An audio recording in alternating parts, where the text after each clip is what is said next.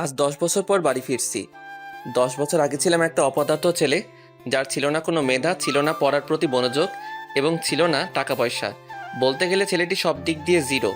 আর আজ সে ছেলেটি টপ 5 বিজনেসম্যানদের একজন, যার নেই কোনো টাকার অভাব, নেই কোনো যোগ্যতার অভাব। কিন্তু 10 বছর আগে ছেলেটির সব দিক দিয়ে অভাব ছিল। আপনারা হয়তো কিছুই বুঝতেছেন না। তাহলে চলুন 10 বছর আগে ঘটে যাওয়া ঘটনাগুলো জেনে আসি, তাহলেই বুঝতে পারবেন। 10 বছর আগে সকালে ঘুমাচ্ছি, এমন সময় চেঁচামেচির শব্দে ঘুমটা ভেঙে যায়। তারপর চোখ কসলাতে কসলাতে ঘুম থেকে উঠে দেখি মা আর বাবার কথা কাটাকাটি হচ্ছে। তোমার নবাবজাদা ছেলে কোথায়? এখনো ঘুম থেকে উঠিনি। কি বলছো? এখনো ঘুম থেকে ওঠে নাই মানে? কাল বন্ধুদের সাথে আড্ডা দিতে দিতে রাত করে বাসায় আসছে, তাই এত বেলা পর্যন্ত ঘুমাচ্ছে। কি, পড়ালেখার ধারেও কাছেও নাই আর রাতে বন্ধুদের সাথে আড্ডা দেয়? তামিমকে ডেকে নিয়ে আসো। আচ্ছা, এই বলে আমার রুমে আসতে যাব, তখনই আম্মু আমাকে ডেকে বলল, এই তো তোমার ছেলে ঘুম থেকে উঠলো। ওই, কাল রাতে কোথায় ছিলি? বন্ধুদের সাথে আড্ডা দিতে দিতে রাত হয়ে গেছে। কি, আজকের পর থেকে সন্ধ্যার আগে বাসায় চলে আসবি। যদি না আসতে পারিস তোকে এই বাড়ি ছেড়ে চলে যেতে হবে। কাল রাতে কার বাড়িতে ডিল ছুড়ছিলি কেন? আজ থেকে যেন তোর নামে কোনো অভিযোগ না আসে। যদি আসে তাহলে বাড়ি থেকে চলে যেতে হবে। ওকে, আর কোনোদিন করব না। যদি এবার পরীক্ষা ফেল করিস তাহলে তোকে বিলে চাষ করতে হবে আমার সাথে। আপনাদের তো পরিচয়টা দেওয়া হয়নি। আমি তামিম, বাড়ির একমাত্র সন্তান, আর বাবা কৃষক, আর আমি ইন্টার ফাইনাল ইয়ারে পড়ি। এখন এতটুকুই, বাকিটুকু গল্পে জেনে নেবেন। আম্মু নাস্তা দাও, কলেজে যেতে হবে। তখন আব্বু বলল, কলেজে কি করবি? পড়ালেখা তো কিছুই করতে পারিস না। আব্বু আমাকে আরেকটা সুযোগ দেন। ঠিক আছে, দিলাম, তবে শর্ত আছে একটা। আমি হ্যাঁ বোতক মাথা নাড়লাম। টেবিলে নাস্তা দিছি, খেয়ে কলেজে যা, আর কোনো ঝামেলা করিস না বাবা। আম্মু তুমি কোনো চিন্তা করিও না, আজ থেকে আর কারোর সাথে ঝামেলা করব না। তারপর নাস্তা করে কলেজে চলে এলাম। তারপর কলেজে ঢুকতেই কে যেন কলার টান মারলো। আমি পিছনে ফিরেই ঠাস করে কষে একটা মেরে দিলাম। সাথে সাথেই তোর সাহস কি করে হয় আমাকে থাপ্পড় মারার? আমি এতক্ষণ খেয়াল করিনি যে কে আমার কলার টানলো। আমি তো অবাক, কারণ আমার কলার একটা মেয়ে টেনে ধরেছে। কিন্তু মেয়েটা আমার কলার কেন ধরলো? আপনি আমার কলার ধরলেন, তাই আমি রাগ কন্ট্রোল করতে না পেরে থাপ্পড় মারছি। আপনার পরিচয় আমার না জানলেও চলবে, মেয়েটা দেখতে খুব সুন্দর কিন্তু রাগী। এই বলে সোজা ক্লাসরুমে চলে গেলাম। তারপর কিছুক্ষণ পর বন্ধুরাও আসলো। আর অন্যদিকে ওই খ্যাত ছেলেটির কি সাহস তোর মুখের ওপর কথা বলে, আর তুই ওকে কিছুই বললি না? কি রবণী, তুই ওই খ্যাত ছেলেটাকে ছেড়ে দিলি কেন? আমি এত সহজে ওই খ্যাটটারে ছেড়ে দেবো ভাবছিস? তোর কি কোনো প্ল্যান আছে? প্ল্যান আছে, আর সেটা ছুটি হলেই দেখতে পারবি। এখন ক্লাসে যাই। তারপর তারা ক্লাসে চলে আসলো। তখন রাফি আমার বন্ধু বলল, কিরে তোর আজ কি হলো? তোকে বউতে ধরে নাই তো? আমি তো ঠিক আছি, আর তোদের কেন মনে হলো আমাকে ভূতে ধরেছে? তখন রিয়াদ বলল, আসলে তুই তো কোনোদিন কলেজে আসিস না, তাই বলছি। আর কলেজে আসলেও তো তুই ক্লাস করিস না, তাই বললাম। হঠাৎ তাদের সাথে কথা বলতে বলতে দরজার দিকে তাকাতেই একটা মেয়েকে দেখে আমি অবাক। কারণ দরজা দিয়ে যেই মেয়েটি আসছে সেই আর কেউ নয়, সে হচ্ছে কিছুক্ষণ আগে যার সাথে ঝগড়া করছিলাম সেই মেয়েটা। তারপর আমি আমার বন্ধুদের জিজ্ঞাসা করলাম, দোস্ত, এই মেয়েটা কি আমাদের ক্লাসেই পড়ে? কেন? না, একটু আগে মেয়েটাকে থাপ্পড় মারছিলাম তাই। কি, তুই জানিস ওকে? আমার জানার দরকার নেই, আগে বলো এই মেয়েটার নাম কি? অবনী, আর এই কলেজের সভাপতির মেয়ে। কি? এখন আমার কি হবে? আমি তো অবনীকে থাপ্পড় মারছি। এটা যদি তার আব্বুকে বলে দেয় তাহলে তো আমার কলেজ আর পড়া হবে না, সাথে বাড়ি থেকে চলে যেতে হবে। অন্যদিকে অবনীর বান্ধবী নীলা অবনীকে বলে, অবনী দেখ, ওই খ্যাতটা আমাদের সাথেই পড়ে। তাহলে তো আমার আরো সুবিধা হলো। আমিও তাই ভাবছি। তারপর দেখি স্যার ক্লাসে এসে আমাকে দেখে স্যার বলল, ক্লাসে কিছু এলিয়েন দেখতেছি, তোমরা কি তাদের দেখতেছো? আমাকে উদ্দেশ্য করে বলল, কারণ এর আগে কলেজে আসলেও ক্লাস করিনি, তাই ক্লাসে দেখে স্যার অবাক হয়ে গেল। আর আমি স্যারকে বললাম, স্যার এখানে তো কোনো এলিয়েন নাই। তোমাকে দেখে তো এলিয়েনই মনে হচ্ছে। আর এতদিন পর কি জন্য ক্লাস করতে আসছো? 1 মাস পরই তো তোমার পরীক্ষা, একেবারে পরীক্ষা দিতে আসলেই তো হয়। আসলে স্যার আজ থেকে ভালো হয়ে গেছি আর নিয়মিত ক্লাস করব। আমার কথা শুনে সবাই অবাক হয়ে গেল। তার থেকে আরও বেশি অবাক হলো স্যার, আর আমার বন্ধুরাও অবাক হয়ে গেল, কারণ তারা ভাবতে পারেনি যে আমি আজ থেকে ক্লাস করব। তখন স্যার বলল, ক্লাস করলে ভালো। তারপর স্যার আরও কিছুক্ষণ ক্লাস করিয়ে চলে গেল। তারপর সব ক্লাস করে যখনই বন্ধুদের নিয়ে গেট দিয়ে বাহির হব, তখনই কে যেন খ্যাত খ্যাত করে আমাকে ডাকতেছে। ওই খ্যাত, আমি পিছনে ফিরে দেখি অবনী আমায় ডাকতেছে। আমাকে বলতেছেন, এখানে তুই ছাড়া আর কে আছে? আচ্ছা আসতেছি। এই বলে আমার বন্ধুরা সহ আমি অবনীর কাছে গেলাম। ওই তোরা যা। আমরা কেন যাব? যেতে বলছি, যাবি নাকি অন্য ব্যবস্থা করব? আচ্ছা যাচ্ছি যাচ্ছি। তারপর ওরা চলে যাওয়ার পর, ওই তোর নাম কি? তামিম। আর কি জন্য ডাকছেন ওইটা বলেন। কেন, তোকে কি কাজ ছাড়া ডাকা যায় না নাকি? তা নই, কিন্তু কেন ডাকলেন তা তো বলেন। তখন নীলা বলল, অবনী দেখ, ওই খ্যাত ছেলেটা তোর মুখে মুখে কথা বলতেছে আর তুই তা সহ্য করতেছিস। তখন অবনী বলল, ওই খ্যাত, তোর সাহস কি করে হয় আমার মুখে মুখে কথা বলা? এই বলে ঠাস। আপনারা ভাবছেন থাপ্পড়টা আমার গালে লাগছে? আপনারা ঠিকই ভাবছেন, থাপ্পড়টা আমার গালে লাগছে। আর ওর থাপ্পড়ের আওয়াজ শুনে যারা কলেজে ছিল সবাই আমার দিকে তাকিয়ে আছে, আর আমি গালে হাত দিয়ে দাঁড়িয়ে আছি। আমাকে মারলেন কেন? আবার আমার মুখে মুখে কথা বলতেছিস? সরি আপু। ঠাস, আবার থাপ্পড় মারলো। এই বড়লোক মেয়েগুলো গরিবদের ভাবেটা কি? আমরা গরিব বলে কি আমাদের কোনো প্রাণ নেই? আমাদের কি কোনো ফিলিংস নেই? আমরাও তো মানুষ। আপনি আবার আমায় মারলেন কেন? আজ থেকে আমায় ম্যাডাম বলে ডাকবি। কি বলে ডাকবি? ম্যাডাম বলে। এই তো, গুড বয়। আর শোন, কাল সকালে তাড়াতাড়ি আসবি। Okay madam. তারপর অবনীর কাছ থেকে বিদায় নিয়ে সোজা বাসায় চলে আসলাম। তারপর ফ্রেশ হয়ে আম্মুকে বললাম, আম্মু খুব খিদে পেয়েছে, খাবার দাও। আচ্ছা তুই টেবিলে বস, আমি খাবার দিচ্ছি। তারপর খাবার খেয়ে রুমে গিয়ে শুয়ে গেলাম। আর কলেজে ঘটে যাওয়া ঘটনাগুলো ভাবতেই কখন যে ঘুমিয়ে গেলাম নিজেও জানি না। অন্যদিকে অবনী কলেজ থেকে বাড়ি ফিরে আর গান গেয়ে গিয়ে সিঁড়ি থেকে উঠতে যাবে, ঠিক তখনই শিমুল চৌধুরী, আজ আমার মেয়েকে এত সুন্দর লাগছে কেন? আমি একটা ছেলেকে ভালোবেসে ফেলেছি। তা কে সেই ছেলেটা, যে ছেলেটা আমার এই মেয়ের মন কেড়ে নিয়েছে? ছেলেটার নাম তামিম, কিন্তু তার স্ট্যাটাস আমাদের মতো অত হাই লেভেলের না। ও, তা ছেলেটাকে কি বলেছিস তুই অনেক পছন্দ করিস বা ভালোবাসিস? না মা, আচ্ছা এসব এখন থাক না। এসব এখন খুব জোরে খিদে পেয়েছে, তুমি খাবার রেডি করো, আমি ফ্রেশ হয়ে আসতেছি। নীলা, আচ্ছা যা মা। দোস্ত তুই কোথায়, আজ আসবি না? আমি তো ঘুম যাচ্ছি। কি? আচ্ছা তুই রবিক আঙ্কেলের চায়ের দোকানে চলে আয়। কেন বলো তো, কোনো সমস্যা হয়েছে নাকি? আরে না, আজ আড্ডা দিবি না? আমি তো আড্ডা দেওয়ার জন্য কল দিচ্ছি। সরি দোস্ত, আজ থেকে আমি আর আড্ডা দিব না। আচ্ছা তামিম, তুই কি আমাদের সেই বন্ধু তামিম নাকি অন্য কেউ? কেন বলতো? না মানে ভূতের মুখের রাম রাম শুনছি তাই বলতেছি। এখানে রাম রামের কি হয়েছে? আমরা তো অনেক আড্ডা দিয়ে অনেক সময় নষ্ট করছি, আর সামনে পরীক্ষা, তাই ভাবলাম ভালোভাবে প্রস্তুতি নিতে হবে। আচ্ছা ঠিক আছে দোস্ত। তারপর বাইরে চলে আসলাম। তারপর মাগরিবের নামাজ পড়ে বাড়িতে চলে আসলাম আর বই নিয়ে পড়তে বসলাম। তারপর 10টার দিকে আম্মু খাবার জন্য ডাক দিল। তারপর ডিনার করে ঘুমিয়ে গেলাম। তারপর সকালবেলা ঘুম থেকে উঠে ফ্রেশ হয়ে নাস্তা করে কলেজে যাই। আর কলেজে গিয়েই তো আমি অবাক, কারণ অবনী আজ শাড়ি পরে আসছে। মনে হচ্ছে আসমান থেকে পরী নেমে এসেছে। ছি, আমি এসব কি ভাবতেছি? ও কোথায় আর আমি কোথায়? ওরা বড়লোক আর আমরা গরিব, ওদের সাথে আমাদের মানায় না। তারপর এসব ভাবতে ভাবতে ক্লাসে চলে আসলাম। নীলা, আজ এই খ্যাটটা আসেনি নাকি? জানি না রে। আচ্ছা চল, ক্লাসের সময় হয়ে গেছে, ক্লাসে যাই। চল। কি রে অবনী, কাকে খুঁজছিস? আর ওই খ্যাটটা আসে নাই না কি? আজ তারপর হঠাৎ অবনীর আমার দিকে চোখ পড়তেই, দেখ নীলা, ওই খ্যাটটা কলেজে আসলো অথচ আমার সাথে দেখা করেনি। এর একটা বিহিত করতে হবে।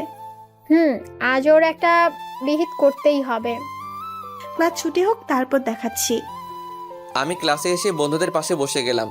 তখন রাফি বলল, কিরে দোস্ত কি অবস্থা? এই তো ভালো, তোদের কি অবস্থা? আমরা ভালো দোস্ত। তারপর স্যার ক্লাসে চলে আসলো।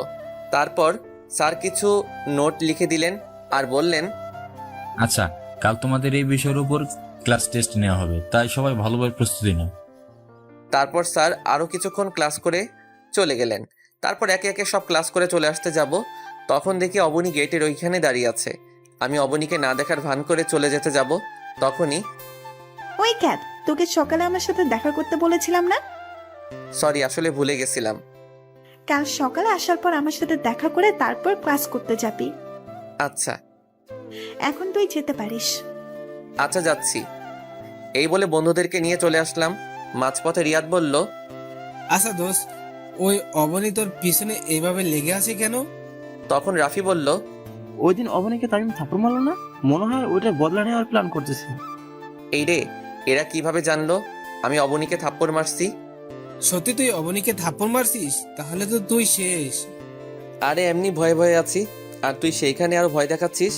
কোথায় সাহস দিবি তা না করে উল্টা আমায় ভয় দেখাচ্ছিস। তোরা কি আদৌ আমার বন্ধু নাকি শত্রু তা আজও জানতে পারলাম না।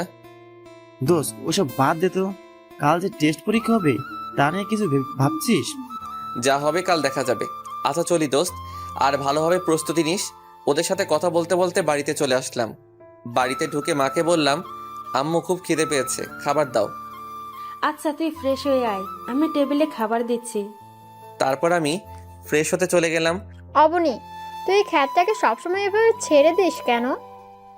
আরে অপেক্ষা কর, ফাইনাল পরীক্ষার পর আমাকে থাপ্পড় মারার প্রতিশোধ নেব। দেখ কাল কি করি। মুখে তো বলে দিলাম, তামিমকে কি আমি শাস্তি দিতে পারবো না? আমি তামিমের থেকে প্রতিশোধ নিতে পারবো না, কারণ আমি যে তামিমকে খুব ভালোবেসে ফেলেছি। তামিমকে কি আমি বলতে পারবো আমার ভালোবাসার কথা? কিরে, তুই কি ভাবছিলি এতক্ষণ? সে কখন থেকে ডাকতেছি, তোর কোনো খুশি নেই? না কিছু না, চল বাড়ি যাই। তারপর ওরা দুইজনে বাড়ি চলে আসলো। এদিকে তামিম ফ্রেশ হয়ে খাবার খেয়ে ঘুমিয়ে পড়ে। তারপর সন্ধ্যা দিকে মাগরিবের নামাজ পড়তে বসে, কারণ কাল তার টেস্ট পরীক্ষা, তাই ভালোভাবে প্রস্তুতি নিতে হবে। তারপর 2 ঘন্টা পরে একটু বিশ্রাম নেয়, তারপর ডিনার করে শুয়ে পড়লাম। সকালবেলা 6টায় ঘুম থেকে উঠে ফ্রেশ হয়ে আবার পড়তে বসলাম। তারপর দেখতে দেখতে কলেজের সময় হয়ে গেল। তারপর নাস্তা করে কলেজে চলে এলাম। তারপর অবনীর সাথে দেখা করে ক্লাসে চলে এলাম। তারপর প্রিন্সিপাল এসে আমাকে ডেকে তার কেবিনে নিয়ে গেল। এরপর স্যার যা বললো তা শুনে তো আমার নিচ থেকে মাটি সরে গেল। তারপর কলেজে এসে সোজা অবনীর কাছে চলে গেলাম। কিরে, আজ তুই নিচেই চলে আসলি? যাক, ভালোই হলো। বলেন ম্যাডাম, কেন ডেকেছেন? কেন ডেকেছি তার জন্য কি তোকে কৈফিয়ত দিতে হবে নাকি? এই বলে ঠাস করে 2 গালে 2টা থাপ্পড় মারলো। থাপ্পড়টা এত জোরে লাগলো যে আমার ঠোঁট থেকে রক্ত বের হচ্ছে আর খুব জ্বলছে।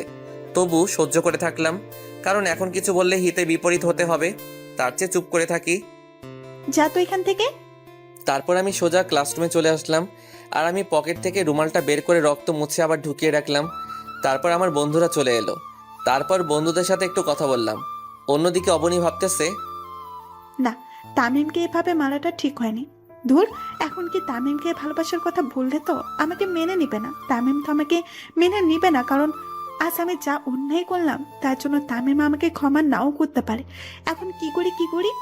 তখন অবনীর বান্ধবী রিমি বলল, কিরে অবনী, কি ভাবছিস? চল ক্লাসে যাই। চল। তারপর অবনী আর তার বান্ধবীরা চলে আসলো। এদিকে রাফি তামিমকে বলল, কিরে দোস্ত, তোর ঠোঁট কাটলো কি করে? আরে তেমন কিছু না দোস্ত, সামান্য ব্যথা পেয়েছি, ঠিক হয়ে যাবে। আচ্ছা।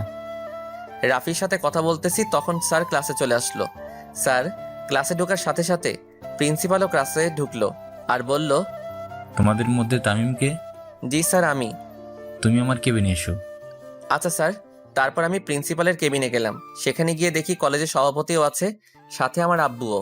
তারপর সভাপতি তারেক চৌধুরী মানে অবনীর আব্বু বলল, তুমি সেই তামিম যে প্রতিদিন আমার মেয়েকে বিরক্ত করো? ঠিক বুঝলাম না স্যার। তামিম, তোমাকে এই কলেজে টিসি দেওয়া হলো। যা শুনে আমার নিচ থেকে মাটি সরে গেল। মনে হচ্ছে আমার বুকে কেউ ছুরি ঢুকিয়ে দিয়েছে। কোনো কথা মুখে আসছে না, তবু অনেক কষ্টে আমি বললাম, আমি কি জানতে পারি আমার কোন অপরাধে আমাকে এই কলেজ থেকে টিসি দেওয়া হলো? তুমি স্যারের মেয়েকে প্রতিদিন বিরক্ত করার অপরাধে তোমাকে টিসি দেওয়া হলো। ও বুঝছি, বাবা চলো। কোথায় যাবি? কেন বাড়ি যাব, কারণ এই কলেজে আর আমার জায়গা নাই। তখন আব্বু স্যারকে অনুরোধ করে বলল, স্যার প্লিজ আমার ছেলেকে আর একটা সুযোগ দিন। আমার ছেলে যতই খারাপ হোক না, এই কাজটা করতেই পারে না। আপনার ছেলে কেমন তা আমাদের জানা হয়ে গেছে, যেমন ছেলে তেমন বাবা। বাবাকে অপমান হতে দেখে আর চুপ থাকতে পারলাম না। সোজা গিয়ে সভাপতির কলার চেপে ধরে বললাম, মিস্টার তারেক চৌধুরী, আপনি আমাকে যতই অপমান করুন মারুন, কিন্তু আমার বাবাকে অপমান করবেন না। তারপর প্রিন্সিপাল এসে আমাদের ছাড়িয়ে নিয়ে তারপর আমার আব্বুকে বলল, এই যে মিস্টার, আজকের পর থেকে যেন আপনাকে আর আপনার ছেলেকে এখানে আর না দেখি, এখনই বেরিয়ে যান। আব্বু চলো। তখন তারেক চৌধুরী বলল, তোকে আমি দেখে নিব। যত পারিস দেখে নিস। তারপর আর কথা না বলে বাবাকে বাহিরে এনে ক্লাসে গিয়ে স্যারের অনুমতি নিয়ে ক্লাসে ঢুকে বইগুলো নিয়ে বাহিরে চলে যাব। ঠিক তখনই, তামিম, তুমি কোথায় যাচ্ছ? সরি স্যার, এই কলেজ থেকে টিসি দেওয়া হয়েছে, তাই চলে যাচ্ছি। আমি এই কথা বলার সাথে সাথে অবনী বলে উঠল, তোমাকে কে টিসি দিচ্ছে? তার চাকরি আমি কেড়ে নিব। সরি ম্যাডাম, আমরা গরিব হতে পারি কিন্তু কারো দয়া নিয়ে বেঁচে থাকতে চাই না। আর মিস অবনী চৌধুরী, একটা কথা বলে রাখি, আজ এই কলেজ থেকে আমাকে বাহির করে দেওয়া হচ্ছে, কিন্তু এমন একটা দিন আসবে যেদিনে এই কলেজটা আমার হবে। সেই দিন দেখব তারেক চৌধুরী সভাপতিত্ব কোথায় থাকে। It's my challenge, Mrs Abani Chowdhury. Sir দোয়া করবেন। দোস্ত, আমাকে তোর দোয়া করিস। এই বলে ক্লাস থেকে বাহির হয়ে সোজা বাবাকে নিয়ে বাড়িতে চলে আসলাম। কিন্তু এটাই কি তামিমের বিপদ শেষ, নাকি সামনে আরও বড় বিপদের সম্মুখীন হবে? তামিম কি আদৌ জানে যে আরও বড় বিপদের সম্মুখীন হতে হবে? অন্যদিকে অবনীকে নীলা বলল, দোস্ত, ওই খ্যাত এগুলো কি বলে গেল? আমি কিছুই বুঝতেছি না, তামিমকে কে টিসি দিচ্ছে? কিন্তু প্রিন্সিপাল স্যার ছাড়া আর কে করবে? আজ ওই প্রিন্সিপালের চাকরি আমি নিয়ে ফেলবো। তার সাহস হয় কি করে আমার কলেজাকে কলেজ থেকে টিসি দেওয়ার? তুই কি তামিম মানে ওই খ্যাতকে ভালোবাসিস? ওই একদম খ্যাত বলবি না। আর তামিমকে আমি খুব ভালোবাসি। তামিমকে ছাড়া আমি বাঁচবো না। তুই ভেবে বলছিস তো? এখানে এত ভাবার কি আছে? আমি আমার তামিমকে আবার ফিরে পেতে চাই, তার জন্য আমি সবকিছু করতে রাজি। তারপর নীলা যা বলল সেটা শোনার জন্য হয়তো অবনী প্রস্তুত ছিল না। সরি অবনী, আজ আমার জন্য তামিমকে টিসি দিয়েছে। মানে কি বলতে চাইছিস তুই? আসলে আমি আঙ্কেলকে বলেছি যে তামিম তোকে বিরক্ত করে, তাই আঙ্কেল কলেজে এসে তামিমকে টিসি দিছে। তখন অবনী ভাবলো, কি? এখন আমি কি করব? আমি কি আবার তামিমকে হারিয়ে ফেলবো? না, আমি তামিমকে হারাতে চাই, কিন্তু আমার বারবার কেন মনে হচ্ছে আমি হারিয়ে ফেলেছি। না, আজ যে করেই হোক তামিমের বাসায় যেতে হবে। কিন্তু আমি তো তামিমের বাড়ি চিনি না। তো কি হয়েছে? তামিমের বন্ধু রাফির থেকে জিজ্ঞেস করব। কি ভাবতেছিস? কিছু না। এই বলে ক্লাস থেকে বেরিয়ে সোজা বাড়ি চলে গেল। এদিকে তামিম আর তার বাবা বাড়ি পৌঁছে গেল। তারপর যা বাবা বলল, যা শুনে তামিমের মাথার উপর আকাশ পড়েছে এমন অবস্থা হয়ে গেল। একদিনে দুইটা জ্বর তামিম সামলাতে না পেরে ব্যালেন্স হারিয়ে বসে পড়ে। কারণ তামিমের বাবা তামিমকে বলল, তামিম যখন বাড়িতে ঢুকতে যাবে ঠিক সেই সময় আব্বু বলল, তুই কোথায় যাচ্ছিস? কেন আমার রুমে? তুই আর এবারে কেউ না। কি বলছো এসব? আব্বু তুমিও বিশ্বাস করো আমি ওই মেয়েটাকে বিরক্ত করছি? তখন আম্মু বলল, কি হয়েছে রে বাবা? তারপর আব্বু কলেজে ঘটে যাওয়া সব ঘটনাগুলো বলল। তারপর আম্মু সোজা এসে আমার গালে থাপ্পড় মেরে বলল, ছি, তোকে আমার ছেলে বলতেও লজ্জা করছে। বেরিয়ে যা আমার বাড়ি থেকে। আম্মু শেষ পর্যন্ত আর বলতে না দিয়ে, আজ থেকে তোকে আমরা ত্যায্যপুত্র করলাম। তুই এই বাড়ি কেউ না, বেরিয়ে যা আমার বাড়ি থেকে। আর কোনোদিন যেন আমার মুখের সামনে না দেখি। এইসব কথা শুনে মনে হচ্ছে কেউ আমাকে লাঠি দিয়ে আমার মাথায় বাড়ি মারছে। আর মনে হচ্ছে যেন আকাশটা আমার মাথার উপর পড়ে গেছে। কিন্তু একসাথে দুইটা ঝড় কিভাবে সামলাবো? দুইটা ঝড় একসাথে সামলাতে না পেরে আমি ব্যালেন্স হারিয়ে বসে পড়লাম। কিছুক্ষণ পর বললাম, আর কোনোদিন এই বাড়িতে আসবো না, চলে যাচ্ছি। ভালো থেকো বাবা মা। অন্যদিকে অবনী নীলা তামিমের বাড়িতে গেল তামিমের খোঁজে। কিন্তু অবনী আদৌ জানে না যে সে তামিমকে হারিয়ে ফেলতে চলেছে। কিন্তু অবনী হাসি মুখিয়ে তামিমের বাড়িতে ঢুকলে তামিমের আম্মু বলল, তোমরা কারা মামনি? আমি অপনি। আন্টি তামিম আছে? তামিম তো অনেক আগে এ বাড়ি ছেড়ে চলে গেছে। কি? তামিম কোথায় গেছে? আন্টি, আমি যে তামিমকে খুব ভালোবাসি। কিন্তু ও তো কোনোদিন বলেনি যে ও কাউকে পছন্দ করে। আমার ভুলের জন্য তামিমের আজ এই অবস্থা। কি ভুল করেছো মামনি? আমার জন্যই তো তামিমকে টিসি দিছে। তুমি যা করলে তার কোনো ক্ষমা নাই। তোমার জন্য আমার নির্দোষ ছেলেটা কষ্ট পাচ্ছে। বেরিয়ে যাও আমার বাড়ি থেকে। আন্টি। আর কিছু বলতে পারল না, কারণ তামিমের আম্মু দরজা বন্ধ করে দিয়ে চলে যায়। অবনী চিন্তা করে, আজ আমার জন্য তামিমের এই অবস্থা। তামিম এখন কোথায় আছে, কি করছে? আচ্ছা, রেল স্টেশনে গিয়ে দেখি সেখানে তামিম আছে নাকি, থাকলেও তো থাকতে পারে। তারপর অবনী রেল স্টেশনের দিকে ছুটে যায়, কিন্তু কপাল খারাপ, সেখানেও তামিম নেই। এদিকে তামিম তার সব সার্টিফিকেট আর মোবাইল আর কিছু জামানো টাকা ছিল, সব কিছু নিয়ে বেরিয়ে পড়লো অজানা রাস্তার পাড়ি দিতে। আর বলল, জানি না কোথায় এই রাস্তার সমাপ্তি হবে, জানি না এখন কোথায় থাকবো। তারপর এইসব ভাবতে ভাবতে হাঁটতেছি।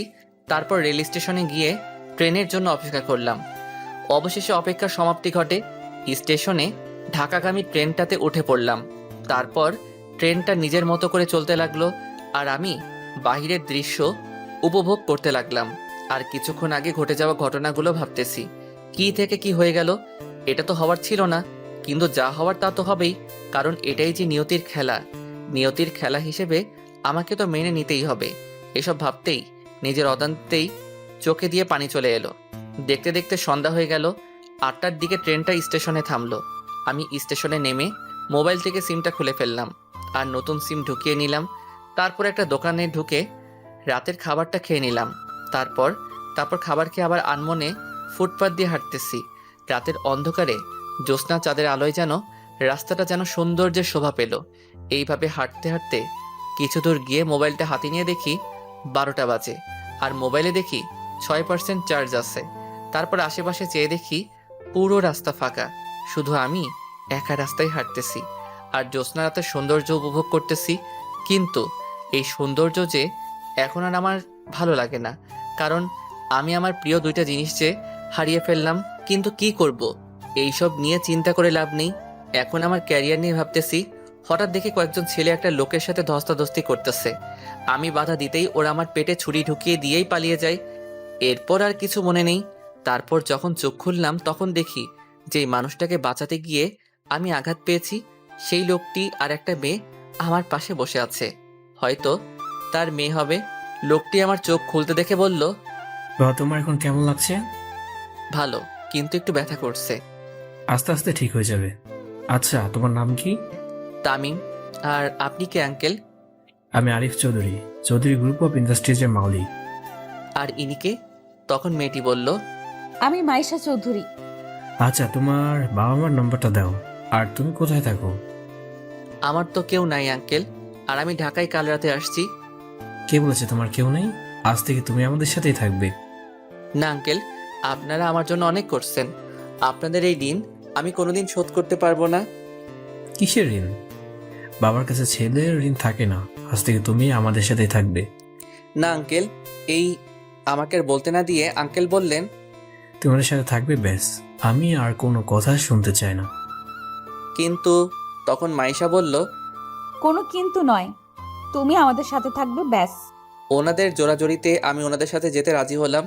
তারপর আঙ্কেল ডাক্তারের কাছে গিয়ে বললেন, ডাক্তার, আমরা কি তামিমকে বাসায় নিয়ে যেতে পারবো? পারবেন, তবে ওনাকে কিছুদিন রেস্ট নিতে হবে। আচ্ছা ঠিক আছে ডাক্তার। তখন মাইশা আমাকে বলল, আচ্ছা, আপনার এখন কেমন লাগছে? আমার একটা হাত ধরে, অনেকটাই ভালো। হাত ছাড়িয়ে নিলেন কেন? চুপ করে আছি। কি হলো, চুপ করে আছেন কেন? তখন হঠাৎ আঙ্কেল ঢুকলেন, আর মাইশা আঙ্কেলকে দেখে মাইশা বললেন, আব্বু, তামিমকে আমরা কবে বাসায় নিয়ে যেতে পারবো?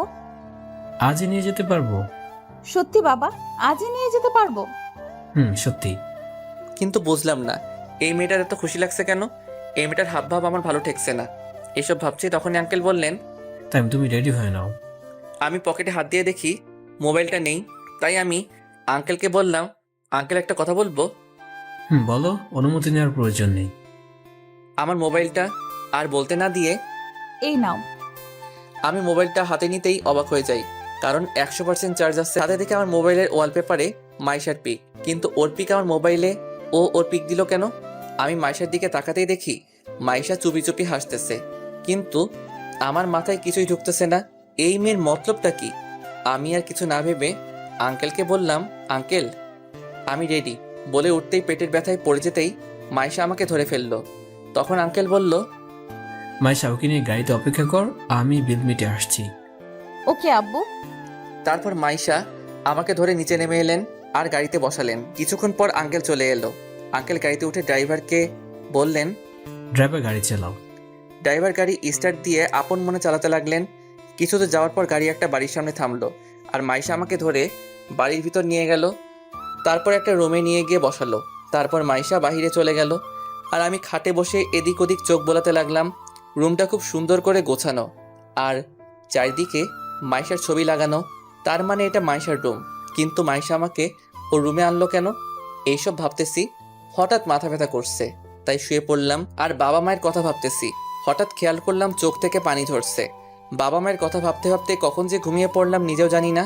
তারপর যখন ঘুম থেকে উঠলাম তখন অনুভব করলাম কেউ আমার মাথায় হাত বুলিয়ে দিচ্ছে। আমি চোখ খুলতেই দেখি মাইশা আমার মাথায় হাত বুলিয়ে দিচ্ছে।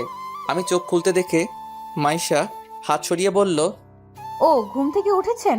যান গিয়ে ফ্রেশ হয়ে আসেন, কিছু খেতে হবে, না হলে ওষুধ খাবেন কিভাবে? আমি অসহায় দৃষ্টিতে তাকিয়ে আছি, কারণ আমি হাঁটতে চাইলে পড়ে যাব, কারণ আমার পেটে ব্যথা হবে। আমার তাকিয়ে থাকা দেখে মাইশা বলল, আপনি তো ভালোভাবে হাঁটতেও পারবেন না। তারপর মাইশা আমাকে ধরে ওয়াশরুমে নিয়ে গেলেন, আমাকে ফ্রেশ করে এনে আমাকে বিছানায় বসালেন। তারপর আবার মাইশা রুমের বাইরে চলে গেলেন। কিছুক্ষণ পর কিছু খাবার এনে আমার পাশে বসলো। মাইশা খাবারগুলো বেড়ে আমাকে খাইয়ে দিতে চাইলেন। আমি বাধা দিতে চাইলে আমার বাধা না মেনে আমাকে খাইয়ে দিতে লাগলেন। খাওয়া শেষে ওষুধ খাওয়াই দিয়ে আবার চলে গেলেন। এভাবে কিছুদিন পার হয়ে গেল। এখন আমি অনেকটাই সুস্থ। এই কয়দিনে মাইশা আমার অনেক কেয়ার করেছে। অন্যদিকে অবনী তামিমের দেখা না পেয়ে দরজা বন্ধ করে কান্না করতে থাকে আর বলতে থাকে, তামিম, তুমি কোথায় হারিয়ে গেলে? পাওয়ার আগে তোমাকে হারিয়ে ফেললাম। জানি না কোনোদিন তোমার দেখা পাবো কিনা, তবু আমার দৃঢ় বিশ্বাস তুমি আবার আমার কাছে ফিরে আসবে। কিন্তু কবে ফিরে আসবে তুমি? এইসব ভাবতেছে তখনই অবনীর মা দরজায় কড়া নেড়ে বলল, মা আর কতদিন এইভাবে থাকবি? এখন কিছু খেয়ে নি, সকাল থেকে কিছু খাসনি। মা তুমি যাও তো, আমার খিদে নেই। তা বললে তো হবে না, আজ একটু খেয়ে নে মা। তুই না খেলে কি তামিম তোর কাছে ফিরে আসবে? মা আমি এখন কি করব? আমি যে তামিমকে খুব ভালোবেসে ফেলেছি। তোর ভালোবাসা যদি সত্যি হয় তাহলে তামিম আবার তোর কাছে ফিরে আসবে। তাই যেন হয় মা। দোয়া করি যেন তামিম আবার তোর কাছে ফিরে আসে। এই খাবারটা খেয়ে নে। অবনী দরজাটা খুলে দেয় আর খাবারগুলো খেয়ে ঘুমিয়ে পড়ে। হঠাৎ অবনী স্বপ্ন দেখে। অবনীর মন খারাপ, তাই অবনী বাড়ি থেকে হাঁটতে হাঁটতে পার্কের দিকে যেতে থাকে। কিছুক্ষণ হাঁটার পর পার্কে পৌঁছে যায়, কিন্তু পার্কে যখন ঢোকে তখন অবনী দেখতে পায় একটা ছেলে আর একটা মেয়ে কাঁধে মাথা রেখে কথা বলছে। অবনী আর একটু এগিয়ে গিয়ে আরও ভালো করে লক্ষ্য করে দেখে ছেলেটাকে সেই চেনে। ছেলেটি আর কেউ নয়, ছেলেটি হলো তামিম। কিন্তু অবনী পাশে থাকা মেয়েটিকে চিনতে পারেনি। তাই অবনী তামিমের কাছে যখন যায় তখন তামিম আর মেয়েটি চলে যেতে থাকে। কিছুক্ষণ যাওয়ার পর দেখে তামিম আর মেয়েটি উধাও হয়ে যায়। অবনী না বলে চিৎকার দিয়ে ওঠে, যার কারণে শিমুল চৌধুরীর ঘুমও ভেঙে যায়। অবনী চিৎকার করায় শিমুল চৌধুরী বলল, কি হয়েছে মা, চিৎকার করলি কেন? মা তামিম আমাকে ছেড়ে চলে গেছে। তুই খারাপ স্বপ্ন দেখছিস হয়তো। আচ্ছা এখন ঘুমিয়ে পড়। ওকে মা। অবনী তামিমের কথা ভাবতে ঘুমিয়ে পড়ে। এদিকে ফ্রেশ হতেই বাইরে বের হতেই মাইশা রুমে আসলো আর তামিমকে বলল, চলো ডিনার করতে।